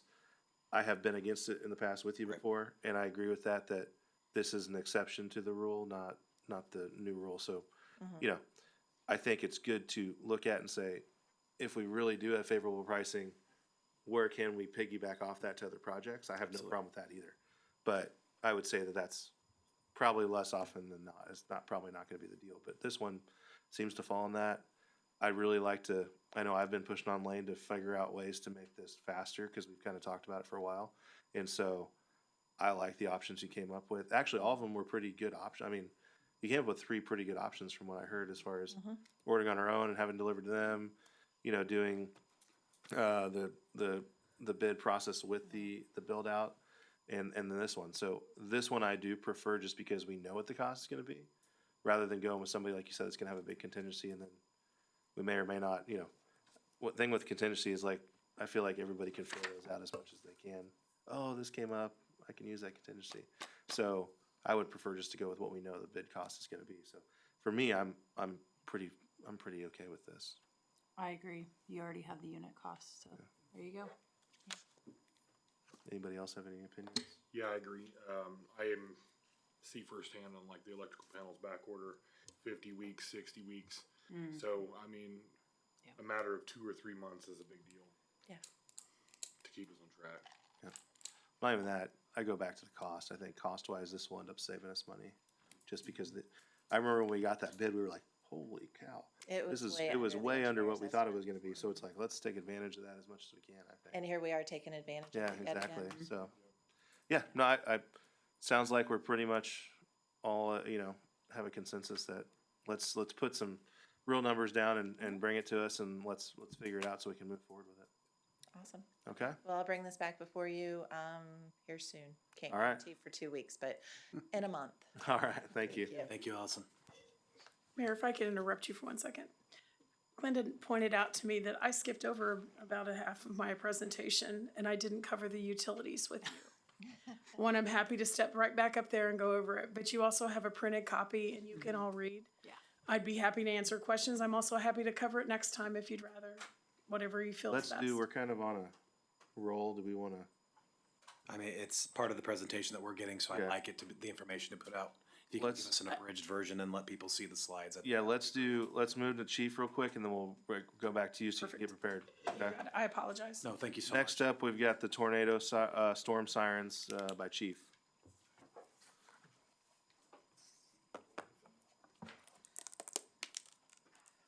Like the visual there. There you go. Okay, yeah. Thank you, council and mayor, for the opportunity to come speak tonight on storm sirens. So just give you a little bit of background on storm sirens and how they work. So we have an interlocal agreement with Miami County. The Johnson County Emergency Management is in charge of setting off storm sirens within our city, including Miami County. So any storm sirens that get set off are set off by the Johnson County Emergency Management team. And those are housed in the Johnson County Dispatch Centers where those sirens are usually set off. When a tornado warning is issued, the polygon that you see on the news that they set out and look at and say, hey, this is where the warning is. That is where they take, the emergency management will take that polygon, they'll lay it over the storm siren system, and that will activate the sirens within that polygon. If there is a siren within 1 mile of that polygon, that siren also is set off. So there is some fail-safe in the sense of it's not just taking a look at the sirens in that polygon, but there is some sirens that are outside of that polygon that if there is a 1 mile buffer on each of those sirens, they will go off. So that's a little bit of education for the public on how storm sirens are activated. I know that this has been out there a lot. Storm sirens are an outside warning system. They're not intended to necessarily alert you if you're inside your home. If you can hear them, that's an added benefit, and it's not something that we want to discount or take lightly, but it is for the public who are outside and maybe don't realize that there's an approaching tornado warning, because we all know how quickly the weather can change here in the Midwest. So, speaking of which, where's my, oh, maybe I went the wrong way, huh? Okay, here we go. So here's a current look at our storm siren locations. I'm just gonna lay these out for you real quick. You'll see that on your map, these are numbered from 1 to 5. And so the first one we have at 191st Street in Woodland. Then we have one at Lone Elm, right near the golf course. Then we have number 3 is there at 221st Street in Victory. The SH4 is at basically near Seats at the end of Lincoln off 183rd, or would that be 191st? I have 701 North Lincoln, so forgive me for not knowing exactly where that's at. And then 05 is at 119 or 199th in Ridgeview. It's just south of the football stadium there. So these are your current storm sirens. As you can see, when we had our series of storms last month, we started taking a look with Mike and Lane at our locations and how are we doing as far as coverage goes. And we felt like we had some gaps in our coverage and needed to add some additional sirens, or at least suggest some additional sirens. The other thing that we discovered that you'll be interested to know is that our sirens were mostly installed, except for a couple, in the 90s, and therefore they are really old. And that means that the technology of the siren has changed, and some of these are belt-driven sirens. And we were told by Blue Valley Public Safety, who does a lot of the servicing of these sirens, that if we had one that went down, the likelihood of getting parts for one to repair it would be very difficult to get, if not impossible. So they were recommending some changes also based on the technology that we have. And it should be known too to you, just as you consider this, that Blue Valley is a sole source provider. They have a contract, a contract that we can piggyback on. It's already negotiated as far as these go. And because of the technology that Johnson County Emergency Management uses, they're probably the ones we would want to go with to add additional sirens. And then the other caveat to that is that the cities are responsible for adding and for keeping maintenance on the storm sirens in their city. So I'll stop there just for a second. Any questions that you may have so far? I have a question, and I know we're not B-Cyrus, but they don't, did you just get the sirens that are kind of around this area, or like I'm looking a little further down, like B-Cyrus, do they? This particular map did not show any sirens for B-Cyrus. Really? Okay, I was just, Yeah, I mean, think that's it's- what it looks like, I was just like, wow, Yeah, from what I looked up, it's more of a city thing. The county doesn't really provide them. really? So it's almost like as we annex new properties in, we're Yeah. responsible for the coverage. And that's what I noticed the first time I saw it. I was like, holy cow, Yeah. we haven't had any changes and we've grown a lot since the 90s. So yeah, there's some big pockets with some very, very dense housing that had, even if you were in the driveway, you couldn't hear it. So it as you look up to the north, you see obviously Olathe and Overland Park kind of off to your east. If you were to even widen that out more, you would see just there how much coverage they have with their current storm sirens. And so when you look at their kind of how they have their coverage compared to ours, definitely we have some gaps, especially with the new developments in Spring Hill. What's that 107 Informer? Because you said there's 5 circles, but there's 6 dots. And right in the middle it says 107 Informer. I think that's the individual who is putting this map for us together. I think that's just an error. There's nothing for that. So here's a depiction of where, and I'll kind of explain this because it's hard when you're just looking at circles on a map. So to break this down a little bit for you, we're recommending that we add 4 new locations. So the red locations that you see there, those would be no changes to those, and they would be left in their current locations. The purple locations, and forgive me because it doesn't really show up on this map, but that middle circle that goes through the red and the white and the yellow, that's purple. It just doesn't show up very well on this map. But, so those purple locations would be adding a storm siren at 175th and Woodland. And this would pick up that northern area, especially as we develop north of 175th Street. It would pick up that, any future development down in that area, plus within that radius. We would add a storm siren just north of 188 Terrace and Lone Elm, and this would be in Dayton Creek or near Dayton Creek. Adding one at 213 Terrace in Cleveland, which is the Avondale Meadows new subdivision. So it's that one that's on the west side of 169. And then adding one near 201st and Woodland, which would be Woodland Crossing. That's kind of that middle one that you're seeing there that's being taken up by those other circles. So that would be 4 new siren locations to take up that gap. And then as we started looking after we saw those new locations, we noticed that, well, we probably need to move a couple, and that was a suggestion from the rep from Blue Valley Public Safety is if we move a couple of these that are existing, we would obviously increase our coverage also. So SH02, which is white there, you would have that at it's currently that one that's outside of the golf course. We would move that across the lake into Veterans Park.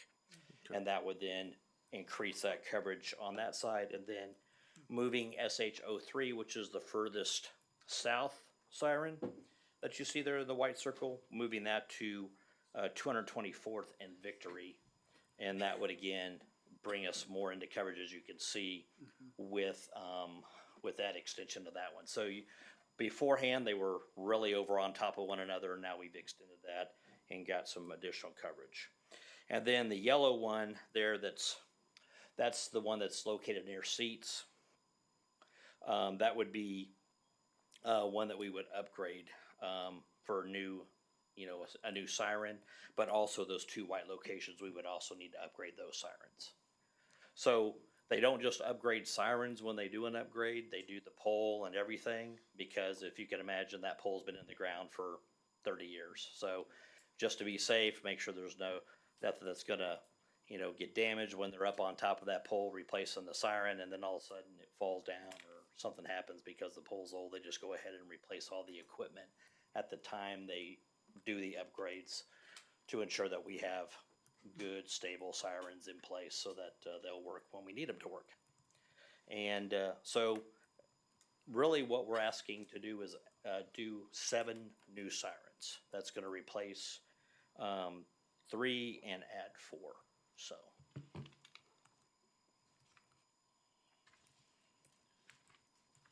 So anyway, if you have any questions to this point, I'll be more than How much is that gonna cost? It's a big question, right? So they're about 30 to 35,000 each. So if we replace 7, we're looking at about $227,000 to do all 7 of them. Rhonda, if we get a formal presentation and get this approved, what budget is that coming out of? When at the end of the year, you move some cash around, which we normally do, and we put money in project and facilities, and I would pull it from there. Okay. When you see that, I showed where you'll be over better than budget, we could do it in the general fund as well. I think you would all agree that money is not gonna hold us up on this project at all. We'll see that happens. There could be FEMA funds or something that help us, but we wanna get going forward and make the upgrades. This was kind of what I was alluding to when I said we'll take some of that. Pay towards some things that are necessary. Right? Yeah. Our intent would be, if the governing body would want us to move forward with this, to bring this back in probably the next 30 days, and then proceed with the implementation of these before the end of the year. Yeah, as soon as possible would be my direction. I think we all agree. As soon as feasible to go through the proper channels, make sure we're doing everything responsibly. Yeah, the first time I saw the map, I was like, wow, we gotta do something. So you guys turned around quick. I appreciate that, and I think it'll be good for us to get it covered. That was the main complaint through the first storm, was that I never heard a siren, and we're in Kansas, everybody stands in their front yard or their back deck when a storm's coming in. So they were outside, they weren't inside. Yeah. And I should add too, just for, anybody that may be listening, for your all's information, this, the storm sirens get tested once a month. They do have technology in the EOC to make sure that the siren's responding, that it's doing what it is supposed to be doing. So there is that check. And so when they do those monthly checks, if they have a problem, they notify us so that we can go out and do a physical check on it. So. And similar to like our last storms, the only ones that'll trigger the ones that are really in the path of the storm, right? So with how long we are, I would assume that the north side may not be triggering, and when the south side is, and vice versa. But yeah, I think this is great. I'm happy to see it happen. Yeah, agreed. Thanks for your hard work. Said Rhonda will figure it out. Based on this map, my children are gonna be really happy that you're putting that in the front yard. They're gonna be really excited. Yeah, we don't want to miss So directly. All right, I have my marching orders. Thank you. All right, thank you, sir. All right, we're gonna circle back with Miss Rhonda Dunn. Just got a break, just a little break. Then. Thank Thank you, sorry about that.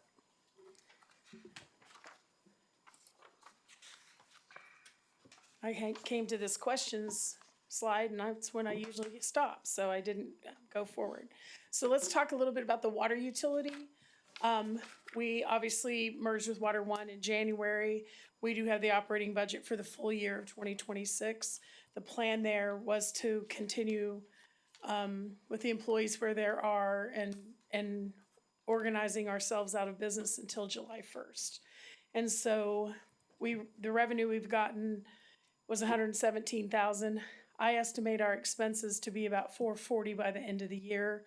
So we would have a loss over 6 months of about 300,000.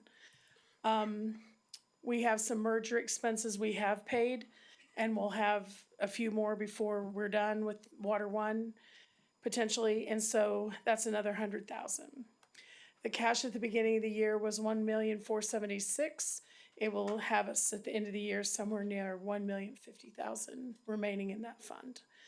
The staff is working to eliminate the expenses that don't exist anymore, to reduce the things that were shared with other parts of the operation, things like that, to get that down to the real cost going forward. Can I answer anything about the water utility? And did we already get those employees switched over to the street? We're doing that. They're actually working there, but we're doing that July 1st. Okay, so that's part of what these costs are. Mm-hmm. And they'll both, I believe they're both moving to the sewer fund. Okay, all right. Okay. Yeah. When we're done, after the end of the year, kind of depending how things going, you'll determine the use of the money in this fund, where you'd like it to go next. Okay, thank you. So wastewater, our big utility. I estimate year-end revenue, this is a very consistent revenue, at about 3.2 million. I did not include any payments from developers in that. That'll come into the formula later. I estimate the expenses at just under 1.4 million for a gross profit by year-end of 1,800,000 from operations. I like to look at this from operations. This is what we're really doing. And then if you add on system development charges that we'll receive by year, over the year, we should have a profit, if you will, in the utility of about $3 million. From that $3 million, we've had year-to-date projects of 839,000. That's work that's been done, say, on the wastewater treatment plant, and we don't have funding in place yet, projects like that. We also bought that combo truck, which is an expense here. The change in the cash for the year should be about 1.7 million. We started the year at 8.3, and we should end the year at about $10 million cash in the fund. Can I answer any questions? I might have one here that shows you. This, I'm just showing you the revenue pieces of the wastewater operation, where we have the sewer utility sales, that's the volume, what you pay per gallon. The connection fees for new customers, penalties for people who don't pay. The monthly service charge is a flat fee. I'd like to point out to you, we did not raise our fees in 2026. We raised them late in 25, and so we'll probably bring that up for discussion later in the year about moving them again. And then the big difference is the interest. We're receiving roughly that 4% on that $8.3 million balance. And that's basically it. So we're a little better than budget on our revenue, which is good. Can I answer any questions about the utility? No, I don't have it. It's pretty straightforward. Yeah. So let's talk about stormwater. We receive about $847,000 in special assessments from property tax. We don't spend a ton of money. We have some projects planned, like getting a stormwater plan in place and meeting our EPA requirements and things like that. So our gross profit should be about 686,000. We came into the year at 740, and so we should have about 1.4 million in this fund at year end. That's money that we're holding back for projects and improvements. That's the point of this fund. And so we're building that nest egg to get some work done. Do we have anything on the CIP that we're thinking about using this money for? We're focused on getting the plan in place and meeting our EPA requirements. Okay. And then from that, when we have a plan, then we'll execute the plan. Okay. When do you think that'll be? You know what? I'm gonna let some experts behind me answer that question. Anybody have a clue on that? Jacob? I'm sure he's. Yeah, I think that probably the best candidate, you know, like Rhonda said, we want to make sure, you know, we have those, you know, EPA and stormwater management plan mandates. Want to make sure we have that funded. Once that dust is settled, I think probably in my opinion, the best use of these funds would be to work in concert with some of the sidewalk stuff. You know, we've talked about one of the things holding us back for adding sidewalks in a lot of the city is we don't have the stormwater infrastructure in place that needs to be there before the sidewalks go in. That stormwater work raises the cost of those projects significantly. Rather than funding all of that out of the general fund, we can probably work out where a portion of those, it'd be one project, but a portion of it could be funded out of the stormwater funds to cover the stormwater related expense, with the sidewalk expense coming out of the general fund. So I think that's a good use of that, kind of fits in with the community goals and objectives once we get that plan funded. No, I think that's what I was going for. Is I knew that was kind of what we had initially talked about, but I wanted to make sure that was still kind of the plan, because I know there's all these other regulations we have to meet now with that utility. So now that we're getting to the point where we're almost meeting those, I'd like to start looking at what we can use it for people to see the results of. Do we have a general idea of what these EPA requirements are going to cost us? Because I know that implementation always comes with an associated cost. Right, that's what I was gonna say. September is when we have to have our plan submitted to the state. It's a lot of it. We talk about EPA mandates, but then they push it all out to the states to administer. So we will submit our plan late summer. You know, take some time to get that back from them. So I don't have a dollar amount yet. We've got to get that plan submitted and approved, so we know exactly what all those plan elements are, and then we'll have costs for you on that too. I appreciate that. Cool. Thank you, Jacob. All right. Anything else on the utilities? No. I wanted to tell you that I left a hard copy in the back of the room for anyone who was here tonight who wanted one, and we'll put this on the city's website. So they'll have it for review, and we leave it there at least for the year. Okay, great. Thank you. Thanks for your time. All right, I think that's all of our presentations for the night. We'll now move on to our consent agenda. We have one item on there. Do we have any questions or changes? All right, if not, I will entertain a motion to approve consent agenda. So moved. Second. Motion and a second from Ivan. All those in favor? Aye. Opposed? Motion passes 5-0-0. Move on to formal council action. And our first item up is consider ordinance number 2026-10, annexation for 191st and Woodland Road, including all rights of way. Mr. Mike Mallon. Good evening, Mayor, members of City Council. This is consideration of a voluntary annexation and annexation agreement for property that's known as parcel ID 9F 231501-1003. It's near the southeast corner of 191st and Woodland. The owner, Wolf Creek Meadows Investors LLC, has submitted a voluntary consent to annexation, wishing to become part of the corporate limits of the city of Spring Hill. The subject property is contiguous to the existing city limits and is eligible for annexation pursuant to Kansas law. Annexation agreement has been reviewed by staff and is consistent with policies and applicable regulations. Property is approximately 125 acres, and happy to answer any questions. Not necessarily. Yeah, go ahead. Sorry, starting off with the ones that everybody's going to ask about immediately upon annexation. Is there any expressed intended use for the properties as of yet? The property we do not have any current applications in for a zoning or a plan yet. Okay. The owner has expressed the interest in residential development. Okay. And it's currently zoned that way?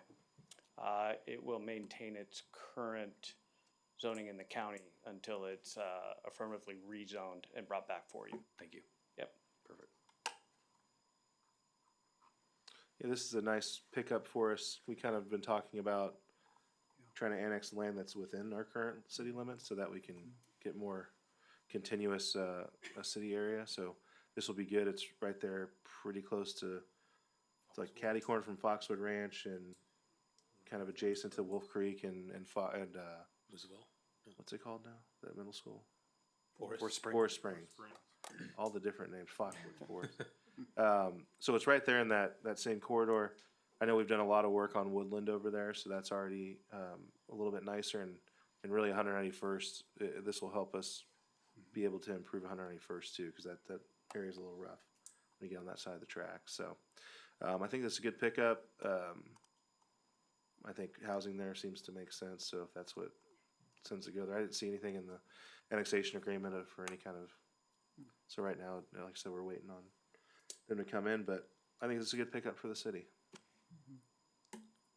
I agree. Yeah, agreed.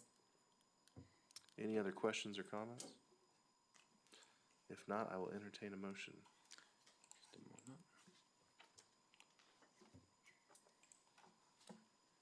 I move to approve agenda item number 2 as stated in tonight's agenda. Second. We have a motion and a second. Madam Clerk, will you take the roll, please? Mr. Grant? Yes. Mr. Delgado? Yes. Mr. Savage? Yes. Mr. Thron? Yes. Mrs. Feback? Yes. Mayor Young? Yes. Mayor Young, ordinance 2026-10 for annexation of let's look, parcel ID 9F 231-501-1003 and all adjacent rights of way passes. Thank you. Next up, we have item number 3 on our agenda. Consider ordinance number 2026-11, amending Spring Hill Municipal Code, Chapter 6, fireworks regulations. Thank you, Mayor. Mike Mallon back. Yes, didn't go anywhere. This is consideration of approval of an ordinance to amend a few different sections in Chapter 6, which are fireworks regulations. The proposed ordinance would amend Section 601, or 6-101, -102, 103, and 104. Those specific items would change the date, the end date of the sale of consumer fireworks. That's defined in Section 6-101B from the current dates of June 27th through July 5th to ending on July 7th. The ending date is in keeping with the newly adopted state law, and we believe that towards the end, this may help businesses, especially with the day, July 4th falling on a Saturday, help businesses to, help sell off their inventory at the end. We are not proposing any changes to the proposed or the current discharge dates. This is just to follow the state law at the end. We're also not proposing any changes to the additional time at the beginning of the sales period that the state adopted. If so desired by the governing body, we can go back and look at doing that for next year. But the way that the timing of bringing forward this code amendment, the resolution for the discharge dates, and then subsequently bringing forward the permits for the sale of fireworks would have been difficult for us to bring forward any legislation without also having a more full discussion with the governing body on adjusting those sale dates. So we thought trying out adding that to the end might be a good first step, and then also help some of the businesses in town. The other amendments refine application requirements, including required documentation, aligns timing for staff review and governing body consideration of permits, and updates procedures related to the display of firework permit approvals. So just a few minor changes or some rewording of some paragraphs, and that's about it for you. Happy to answer any questions. Yeah, and I think this is really just addressing the temporary sale. I know we had talked about year-round, so this isn't part of that. This is just kind of adjusting to what the state rules are for the temporary time frame, which I always tend to go and buy after I shoot off, just for the next year for other things going on. So it would be nice to have a couple extra days. I'm sure it'd be nice for them to sell it off, and we get the extra little bit of sales tax we can get from what's sold. So I don't have an issue with this either way. Keeping in line with the state laws is, of course, our obligation. It's part of why we're here and what we do. I appreciate you taking the time to work through it and make sure that we're in compliance. Any other comments or questions? I'm okay with it. Yep, I'm good. That's good. All right. I will entertain a motion. I move to approve agenda item number 3 as stated in tonight's agenda. Second. Motion and a second. This is a roll call. All right, please take the roll. Mr. Delgado, Yes. Mr. Savage, Yes. Mr. Throne, Yes. Mrs. Feback, Yes. Mr. Grant, Yes. Mayor Young. Yes. Ordinance 2026-11, amending municipal code for fireworks, chapter 6 passes unanimously. Thank you. Bless you. All right, number 4, consider resolution number 2026-R-09, designating the days authorized for the discharge of consumer 1.4 Gs fireworks within the city of Spring Hill. Thank you. This is a resolution establishing the legal dates for discharge of fireworks. Each year, the governing body establishes these dates for the legal discharge of fireworks. The resolution presented this year maintains the same discharge dates and times as previously approved. Those discharge dates, because July 4th falls on a Saturday, we believe that not changing the discharge dates will still allow for the balance between, celebrating over the weekend and also the additional days. Establishing the discharge dates for July 2nd, 3rd, 4th, and 5th, which is the Thursday through the Sunday, is what is proposed for you this evening. Hours of legal discharge would be 8 a.m. to 11 p.m. Dates for discharging fireworks for the New Year's holiday would be December 31st, 2026 through January 1st, 2027, 11 p.m. on the 31st to 12:30 a.m. on the 27th. Happy to answer any questions. Again, these dates are not changed from what they were last year. Yeah, I think, was it last year or 2 years ago that we had a big uproar because it was like 7 days long? 2 years ago, I think. Yeah. Was it 2 years? Because it was like a midweek 4th of July, and it caused a 7-day discharge or something like that. And so that was not, there was a small group of people that were very, very upset about that. Yes. And a big group of people who were very happy about it. So it was kind of a problem. But now I think, in these years, it's not a huge deal. We'll address that when we get to that situation again in a couple of years. But I think right now, it seems to work well. I always like to make sure the weekend, so seems smart, and I'm okay with this if everybody else. Yeah, addressing it year to year makes the most sense, making sure that we're trying to be as considerate as we can while still allowing people to celebrate everybody's favorite holiday. I'll be the first one to legally let off a firework. Did we have any issues with discharge times, like for New Year's or, during the 4th celebration last year? As I was not here, I would have to. Well, no, I mean, I don't think Chief. I don't believe I've heard any. Or, I don't think we had any issues. There was a lot of people. Captain Khan would probably know more than anybody else. I worked 4th of July last year. We got a lot of fireworks calls after 4th of July. Okay. I think last year we did it till 7. Yes. yeah, And that was a source of contention because we were getting calls quite a bit. We got several in Brookwood, Woodland, because there were a lot of people that were not me. And then we actually had one arson by firework, where a neighbor dispute led to somebody blowing a giant crater in someone's yard. And that was on the 6th. but we didn't Yeah. have any for New Year's. Did we have any for New Year's? No, New Year's. Okay. Yeah. Used to be when the Chiefs were good, that was a problem in the New Year's, but. Yeah. There was a couple of years that were pretty good. But, so, like I said, I think doing it year by year, this year, we're gonna have a pretty short 4-day. Yeah. I think it works out good. These are the good years, but. Time We is give, appropriate. I think when it hits Monday, you get really, Yeah. how many days are we gonna have? So, this works good. I will entertain a motion if we have no other questions or comments. I move to approve agenda item number 4 as stated in tonight's agenda. Second. We have a motion and a second. All those in favor? Aye. Opposed? Motion passes 5-0. We do not have 5 anymore, so moving on to number 6. And this is consider approval of task order with HDR for grant assistance and authorize staff to submit grant applications to the Federal Railroad Administration and Kansas Infrastructure Hub for 2 rail grants. Okay, so the next item before you is a request to do a lot of things. So we've got a couple of opportunities ahead of us. Both of them are rail related.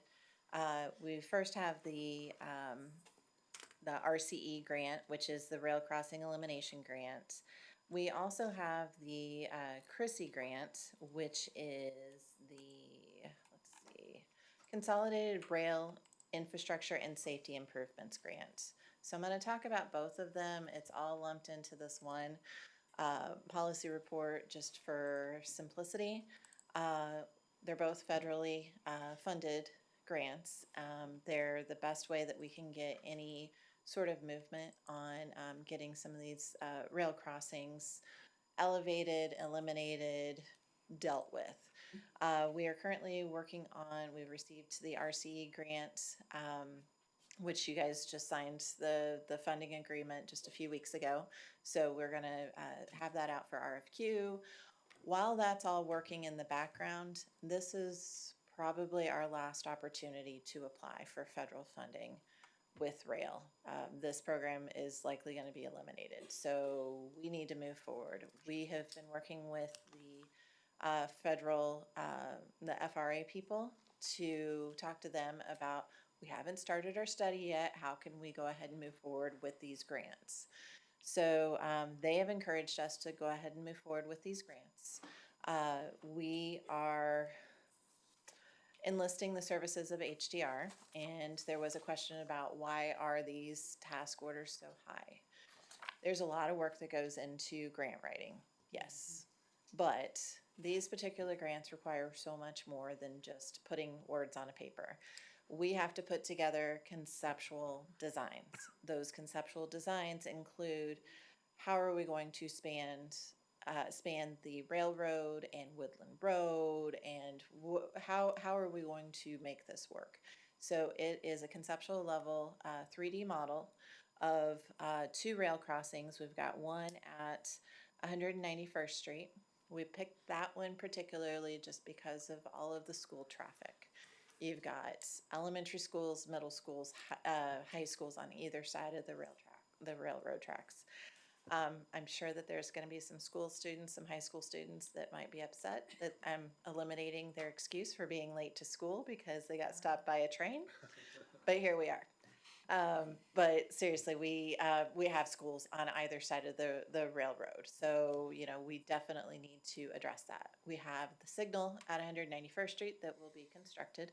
That's going to help out. We've got some projects that Jacob's working on with the CARS program that we're going to be overlaying 191st Street. We've got future CARS programs that include 191st Street from Woodland to Ridgeview. So we've got several projects in and around that area that we're going to make some improvements. So we want to make sure that we tee that up nicely so that we can move forward with this crossing. The second crossing is at 207th Street. We've got STPG funding that we received through Mark that we are going to be making improvements to 207th Street from Woodland to Ridgeview. This will tie in nicely with those improvements. We also have the industrial area that is right there. We also have schools that are nearby. We also have a fire district that is right there off of 207th Street. So many things going on that make that a high need intersection, high need area. So we didn't want to go too big, just based on some of the previous grant experience with SS4A. We went too big. $11 million was too much, apparently, for that grant. We would have been $9,999. We would have had that grant. But because of that, we didn't want to go too big. So we selected those 2 areas just to get some movement. We definitely have some other crossings that we can deal with. But those were ones that we wanted to move forward with.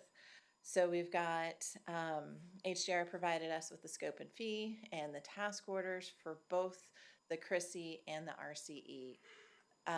There is additional work that is required for the CRISI. That requires a benefit cost analysis. And that is a specialized field that apparently not very many people have to do. I had to put my blood, sweat, and tears on a FEMA project and do a benefit cost analysis, and it almost killed me. So I can totally respect the work that goes into justifying the project, making sure that the cost of the project, that the benefits of the project far outweigh the costs associated with it, is what you're trying to establish. That there might be some life-saving things that go along with that. So all of that is factored into those task orders: the conceptual design, the conceptual cost estimates, because we got to know how much the project is going to be to know how much we're going to ask for, and then also that benefit cost analysis. So we've got a lot of things that we're going to be doing with this. So again, lumped it all together since it was all the same thing. We are approving the task orders, the 2 task orders with HDR for CRISI and RCE. We are requesting authorization to submit the 2 grant applications for CRISI and RCE.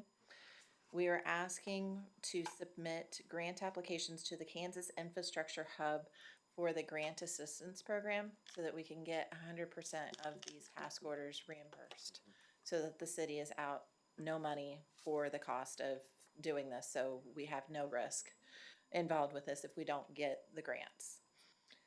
And then the final thing is there is local match assistance available through Kansas Infrastructure Hub to help us with our local match. We're responsible for 20% local match. We will be asking, BNSF has funding available. We will be asking for that separately. I don't know if I need to include that in here, but I'm just gonna put my hand out and ask for it. And then, but we will be applying to Kansas Infrastructure Hub separately for the local match to help assist with that 20% local match. So hopefully I explained all of that, but we have a pretty short time frame. I think there was 45 days from the when they released the notice of grant funding to the deadline, and I think our first deadline is like June 8th. And the other deadline is June 22nd. And I have to get the gap funding applications in by tomorrow because I'm running up against a deadline on that one too. So a lot of moving pieces and parts. So with that, staff recommends approval of all the things that I just said. I am available if you have any questions. Go for it. So I was the source of most of the requests of extra information on here. You are our subject matter expert when it comes to all things grants. We know how hard you work and we appreciate it. I want to make that very, very clear. I know we ask for a lot of money. Sometimes we get it, sometimes we don't. It really helps me keep a tally on how things are going, how things are working. So thank you so much for taking the time to add the extra information. It's a great peace of mind, and I think it's good for people to hear, the handful of people that watch these, that these us putting our hands into the federal pots doesn't always cost us, even though initially it cost us some money. Yeah. We always get reimbursed long term. So thank you so much for bringing that extra information out for me. Yeah, Really appreciate no problem. Anytime. it. Thank you so much. Do you have any idea if what we're proposing, are we proposing to go under those railways or over? Or? We're gonna go over with both of them. Okay. Oh, are you? Yeah. I was wondering, because 207 is a little bit up on a hill, so. That one's kind of tricky, yeah. I think they're still working on that one and navigating what that looks like with the industrial park because there's a lot of access And there's already, points. yeah, there's already stuff there, yeah. Yeah, but we have to have, I think we were planning on having 25 foot of clearance between the roadway and such. The way that I believe it was 207th Street, the concept that I looked at the other day, they had the rail and woodland was underneath. So they had one large bridge that spanned both of them. I was gonna say, because 199th is so large, when I try to picture that 207th, I'm like, I don't know how you do that with everything already built over there. Yeah. So. It's gonna be. I could picture 223rd a lot more than I could Oh, yeah. 199th, you know? Yeah. Because 223rd just seems like they didn't take nearly as much space up to go underneath it, but to build that up too, it's like in this weird spot. It's not high enough and it's not quite low enough to make sense either way. It's gonna be tough either way. It's gonna be tough either way, but the concepts that I saw, they work.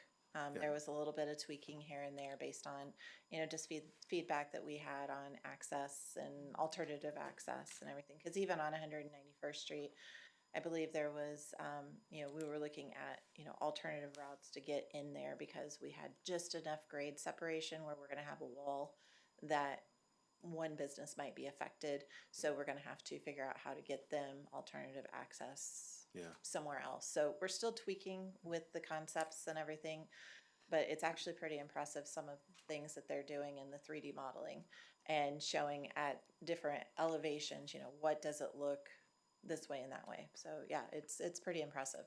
Yeah, sticker shock's all crazy until you start talking about it. You're like, oh man, there is a lot that goes into this thing. There's a lot of grading, there's a lot of walls, there's, you know, bridges aren't cheap. Right. Yeah. Yeah. Are they gonna include sidewalks? I would love to include sidewalks. Yes. They will. That's gonna be in the design. Okay. Good. Yeah. Well, sidewalks and trails. Don't forget trails. I mean, if Yeah, I would over love the to. bridge, that works. My plan was to basically do our complete street concept with the trail on Okay. one side and the sidewalk on the other. I just don't know how finicky the rail is going to be about some of those things. So we may have to negotiate some of those. Maybe we go ahead and build it so that we can add the trails later type of thing and maybe put sidewalk on one side. I don't know exactly what that looks like, but we're gonna go for gold on this one. Yeah. Go for the whole kit and caboodle. Might as well. All right. Any other questions or comments? If not, I will entertain a motion. I move to approve agenda item number 6 as stated in tonight's agenda. Second. A motion and a second. All those in favor? Aye. Opposed? Motion passes 5-0-0. Thank you, Allison. Next, we have a discussion item about our city attorney contract, and I think that's old Lane Massey's coming up. I'll kick it off real quick. Okay. This is an item that we've talked about probably for the last 3 or 4 years. Not only this contract, but any service contract that we have. As the community grows, the discussion comes up of at what point is the time to look at bringing it in-house or keeping it with the current provider. The mayor and I had talked about this recently. And so basically tonight's discussion is just to open the door with the council to kind of get the feedback from you on your thoughts on this. His contract is coming up. And let me first lead off with this. Spencer has done a great job for us. It has nothing to do with performance. His company and himself have done a great job over the last several years. This is more just as a need for the organization of, you know, where are we going? And do we bring that service in-house to help us with that? So with that, I just kind of want to open the door for discussion. Mona Keisha's here also to answer any questions. And if the governing body does decide that we want to test the waters, what we would propose is going out for requesting or putting out a job notice saying that this is open. Probably do that for around 30 days, see what the application pool is, go through that process, come back and, you know, if it looks like it's favorable, then we would move forward with hiring that individual. If not, we would definitely want to keep Spencer on board. This will not, even if we bring him in-house, it's much like the engineering that we've done in the past. Even though we bring engineering in-house, we will still have external legal requirements that we have working with attorneys or law firms on various issues that come up. So I do not anticipate that that's going to change at all. I think this is just a opportunity for us to look at, you know, what's best for the growth of the community, the organization, and see if this fits or not at this time. I think the biggest thing is cost. So like, I don't know what can be discussed and what can't, but in terms of contractual fees versus bringing somebody in-house, looking at what their salary is going to be plus fringe. So are you open to say like kind of what the range is, what we're Yeah, I think we can talk about the existing. I don't want to make Spencer feel No, I don't know. Okay. But yeah, the contract's with his company. So yeah, my Yeah. contract is public, it's a flat fee of Yeah. $20,000 a month. The only variable in my contract is when there's separately litigated or highly specialized matters. Okay. that switches to an hourly. So those are pretty rare. For the most part, your litigation is going to be covered by an insurance carrier that's going to assign outside counsel, and it won't come back to me, which is what the last couple have been. So that doesn't get invoked often, but that's a pretty set sum from me. And then I think, Mona Keisha can correct me, I believe the city attorney has a salary range on our already kind of set up. So yeah, which is, go ahead. Yeah, we do have the city attorney on our salary resolution already. And so with his existing contract being that 20,000 a month, that equates out to 240,000 a year. So well within, even with fringe benefits, being able to bring someone in-house. I think the only thing I would say is if we're gonna bring it in-house, and I don't, it's how everybody else feels about it, but just doing some, maybe having a little bit of crossover and training.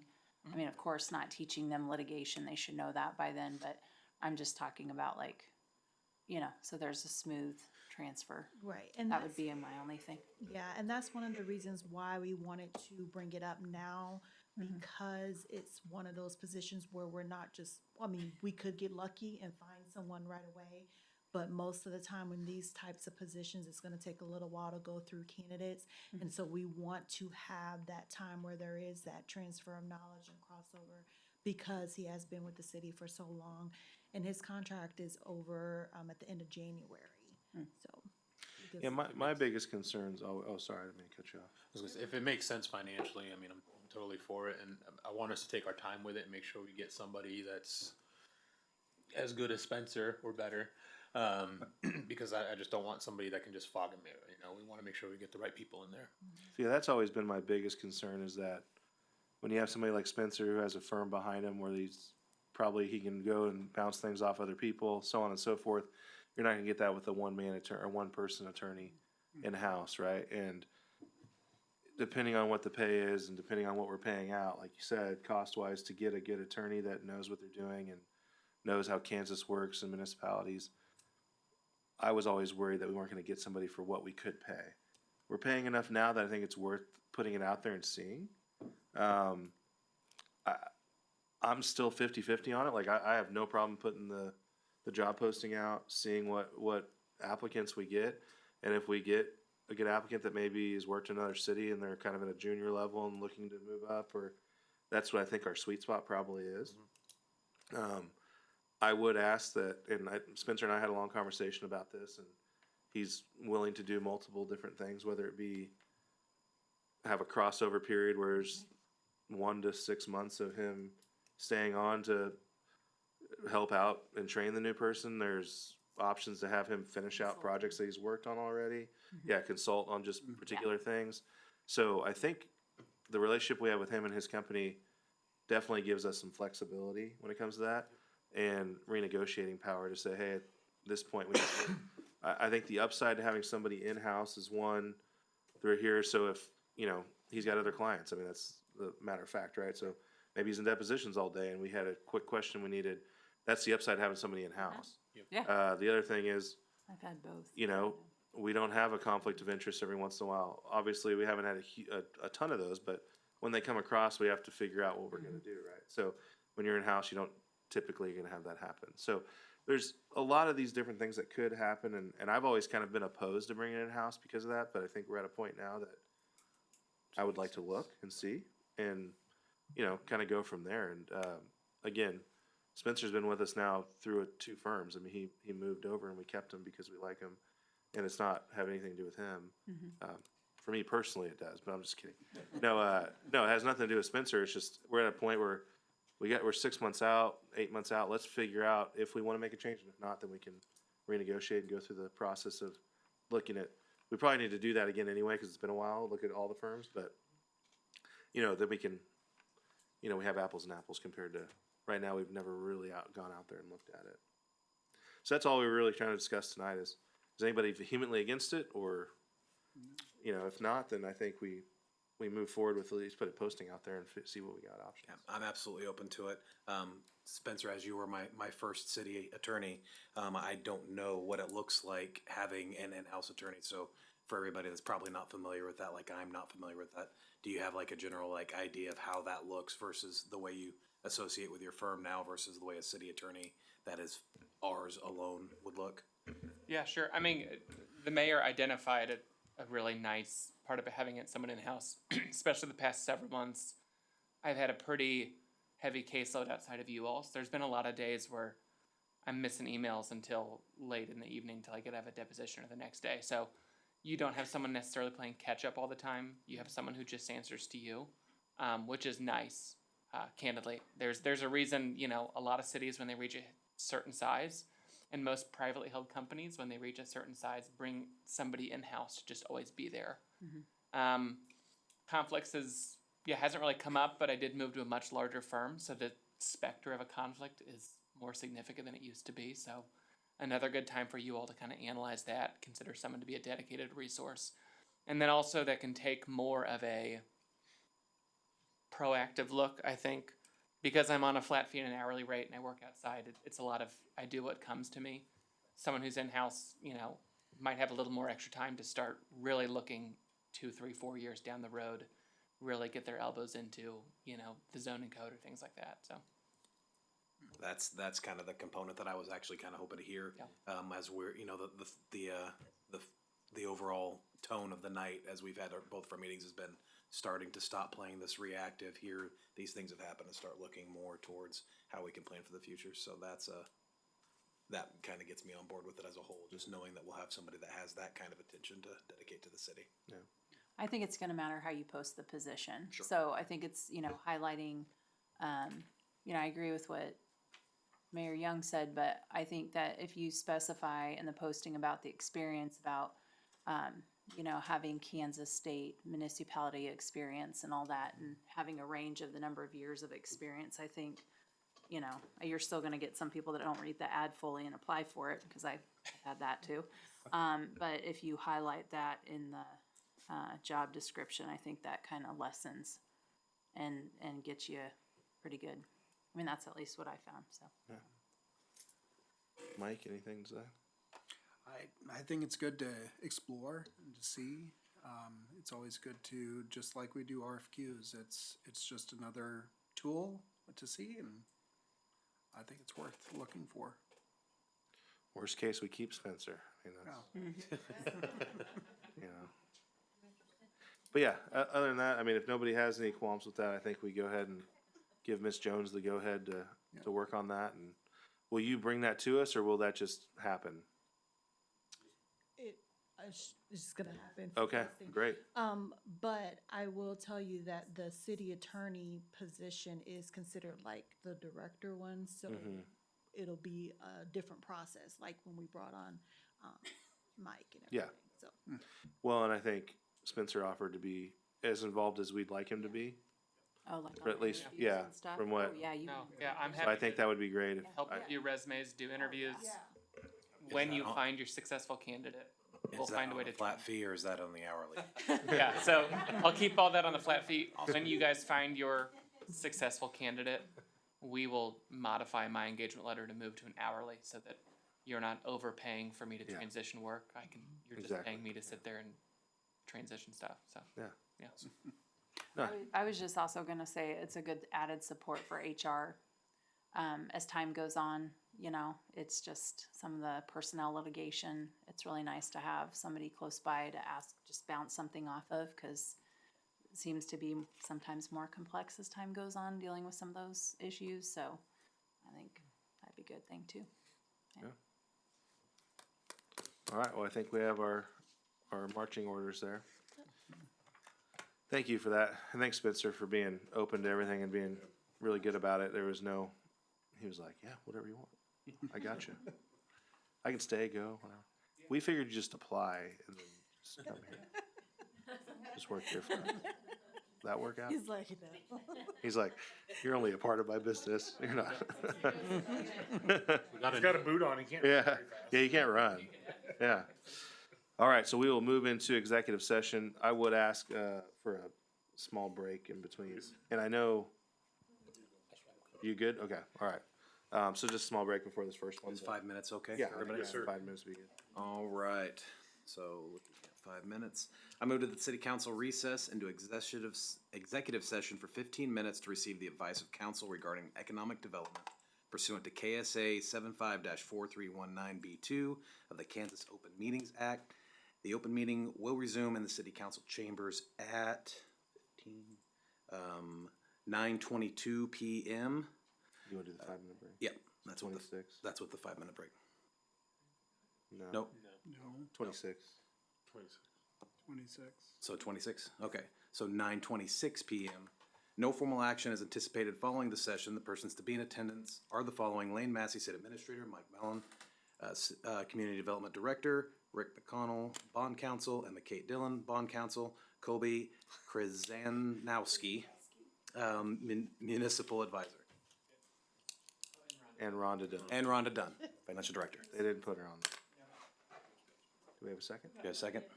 Second. Motion and a second. All those in favor? Aye. Opposed? Motion passes 5-0. See you back at the 26th. 26.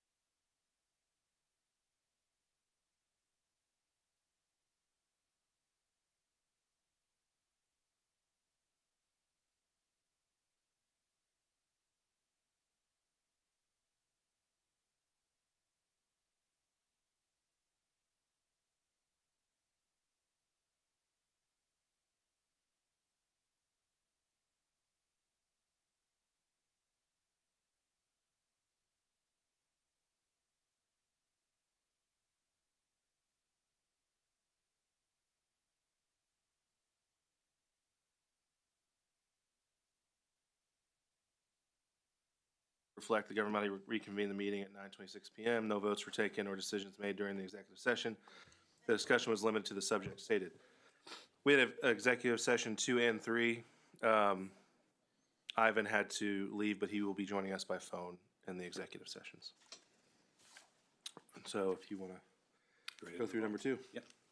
I move that the city recess into executive session for 10 minutes to receive advice of counsel regarding matters of non-elected personnel pursuant to KSA 75-4319B2 of the Kansas Open Meetings Act. The open meeting will resume in the city council chambers at 9:38 PM. No formal action is anticipated following the session. The persons to be in attendance are the following: Spencer Lau, city attorney. A motion and a second. All those in favor? Aye. Opposed? Passes 3-0-0. 3-0-1.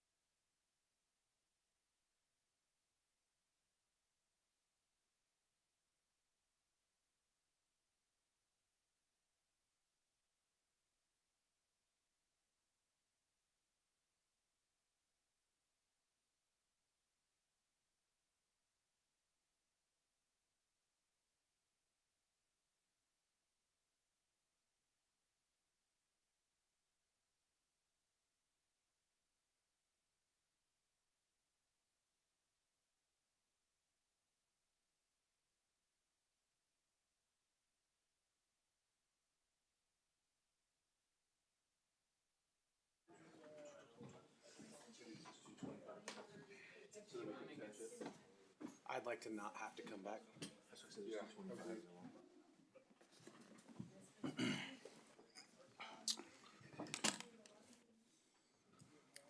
Let the record reflect the governing body reconvened in the open meeting at 9:38 PM. No votes were taken or decisions made during the executive session. Discussion was limited to the subject stated. We will now move into executive session number 3. I move that the city council recess into executive session for 25 minutes to discuss matters of non-elected personnel pursuant to KSA 75-4319B1 of the Kansas Open Meetings Act. The open meeting will resume the city council chambers at 10:05 PM. No formal action as anticipated following the session. The persons to be in attendance are the following: Spencer Lau, city attorney. Second. We have a motion and a second. All those in favor? Aye. Opposed? Motion passes 3-0-1.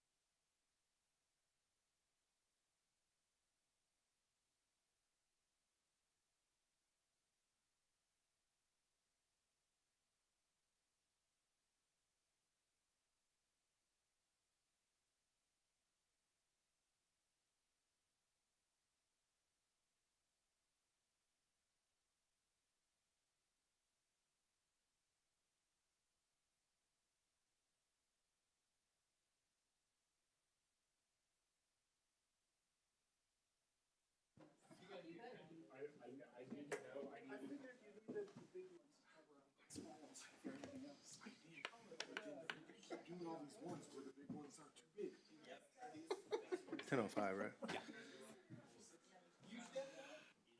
Let the record reflect the governing body reconvene the open meeting at 10:05 PM. No votes were taken or decisions made during the executive session. The discussion was limited to the subject stated. We are going to extend for 10 minutes. So if I can get a motion to extend.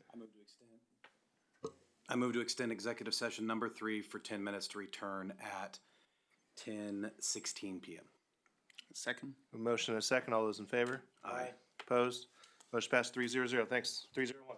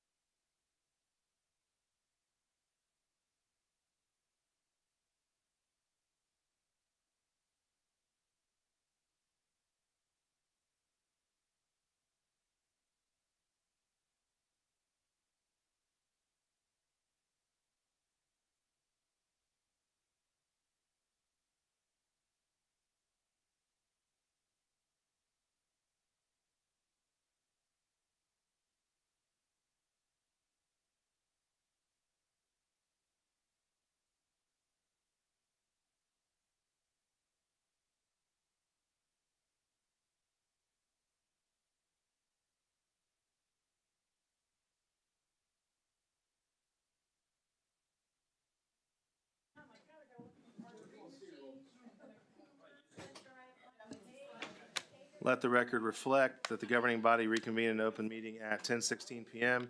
No votes were taken or decisions made during the executive session. The discussion was limited to the subject stated. We don't have any more executive sessions, luckily. We are ready to adjourn. I move that we adjourn. We have a motion and a second. All those in favor? Aye. Opposed? Motion passes 3-0-1.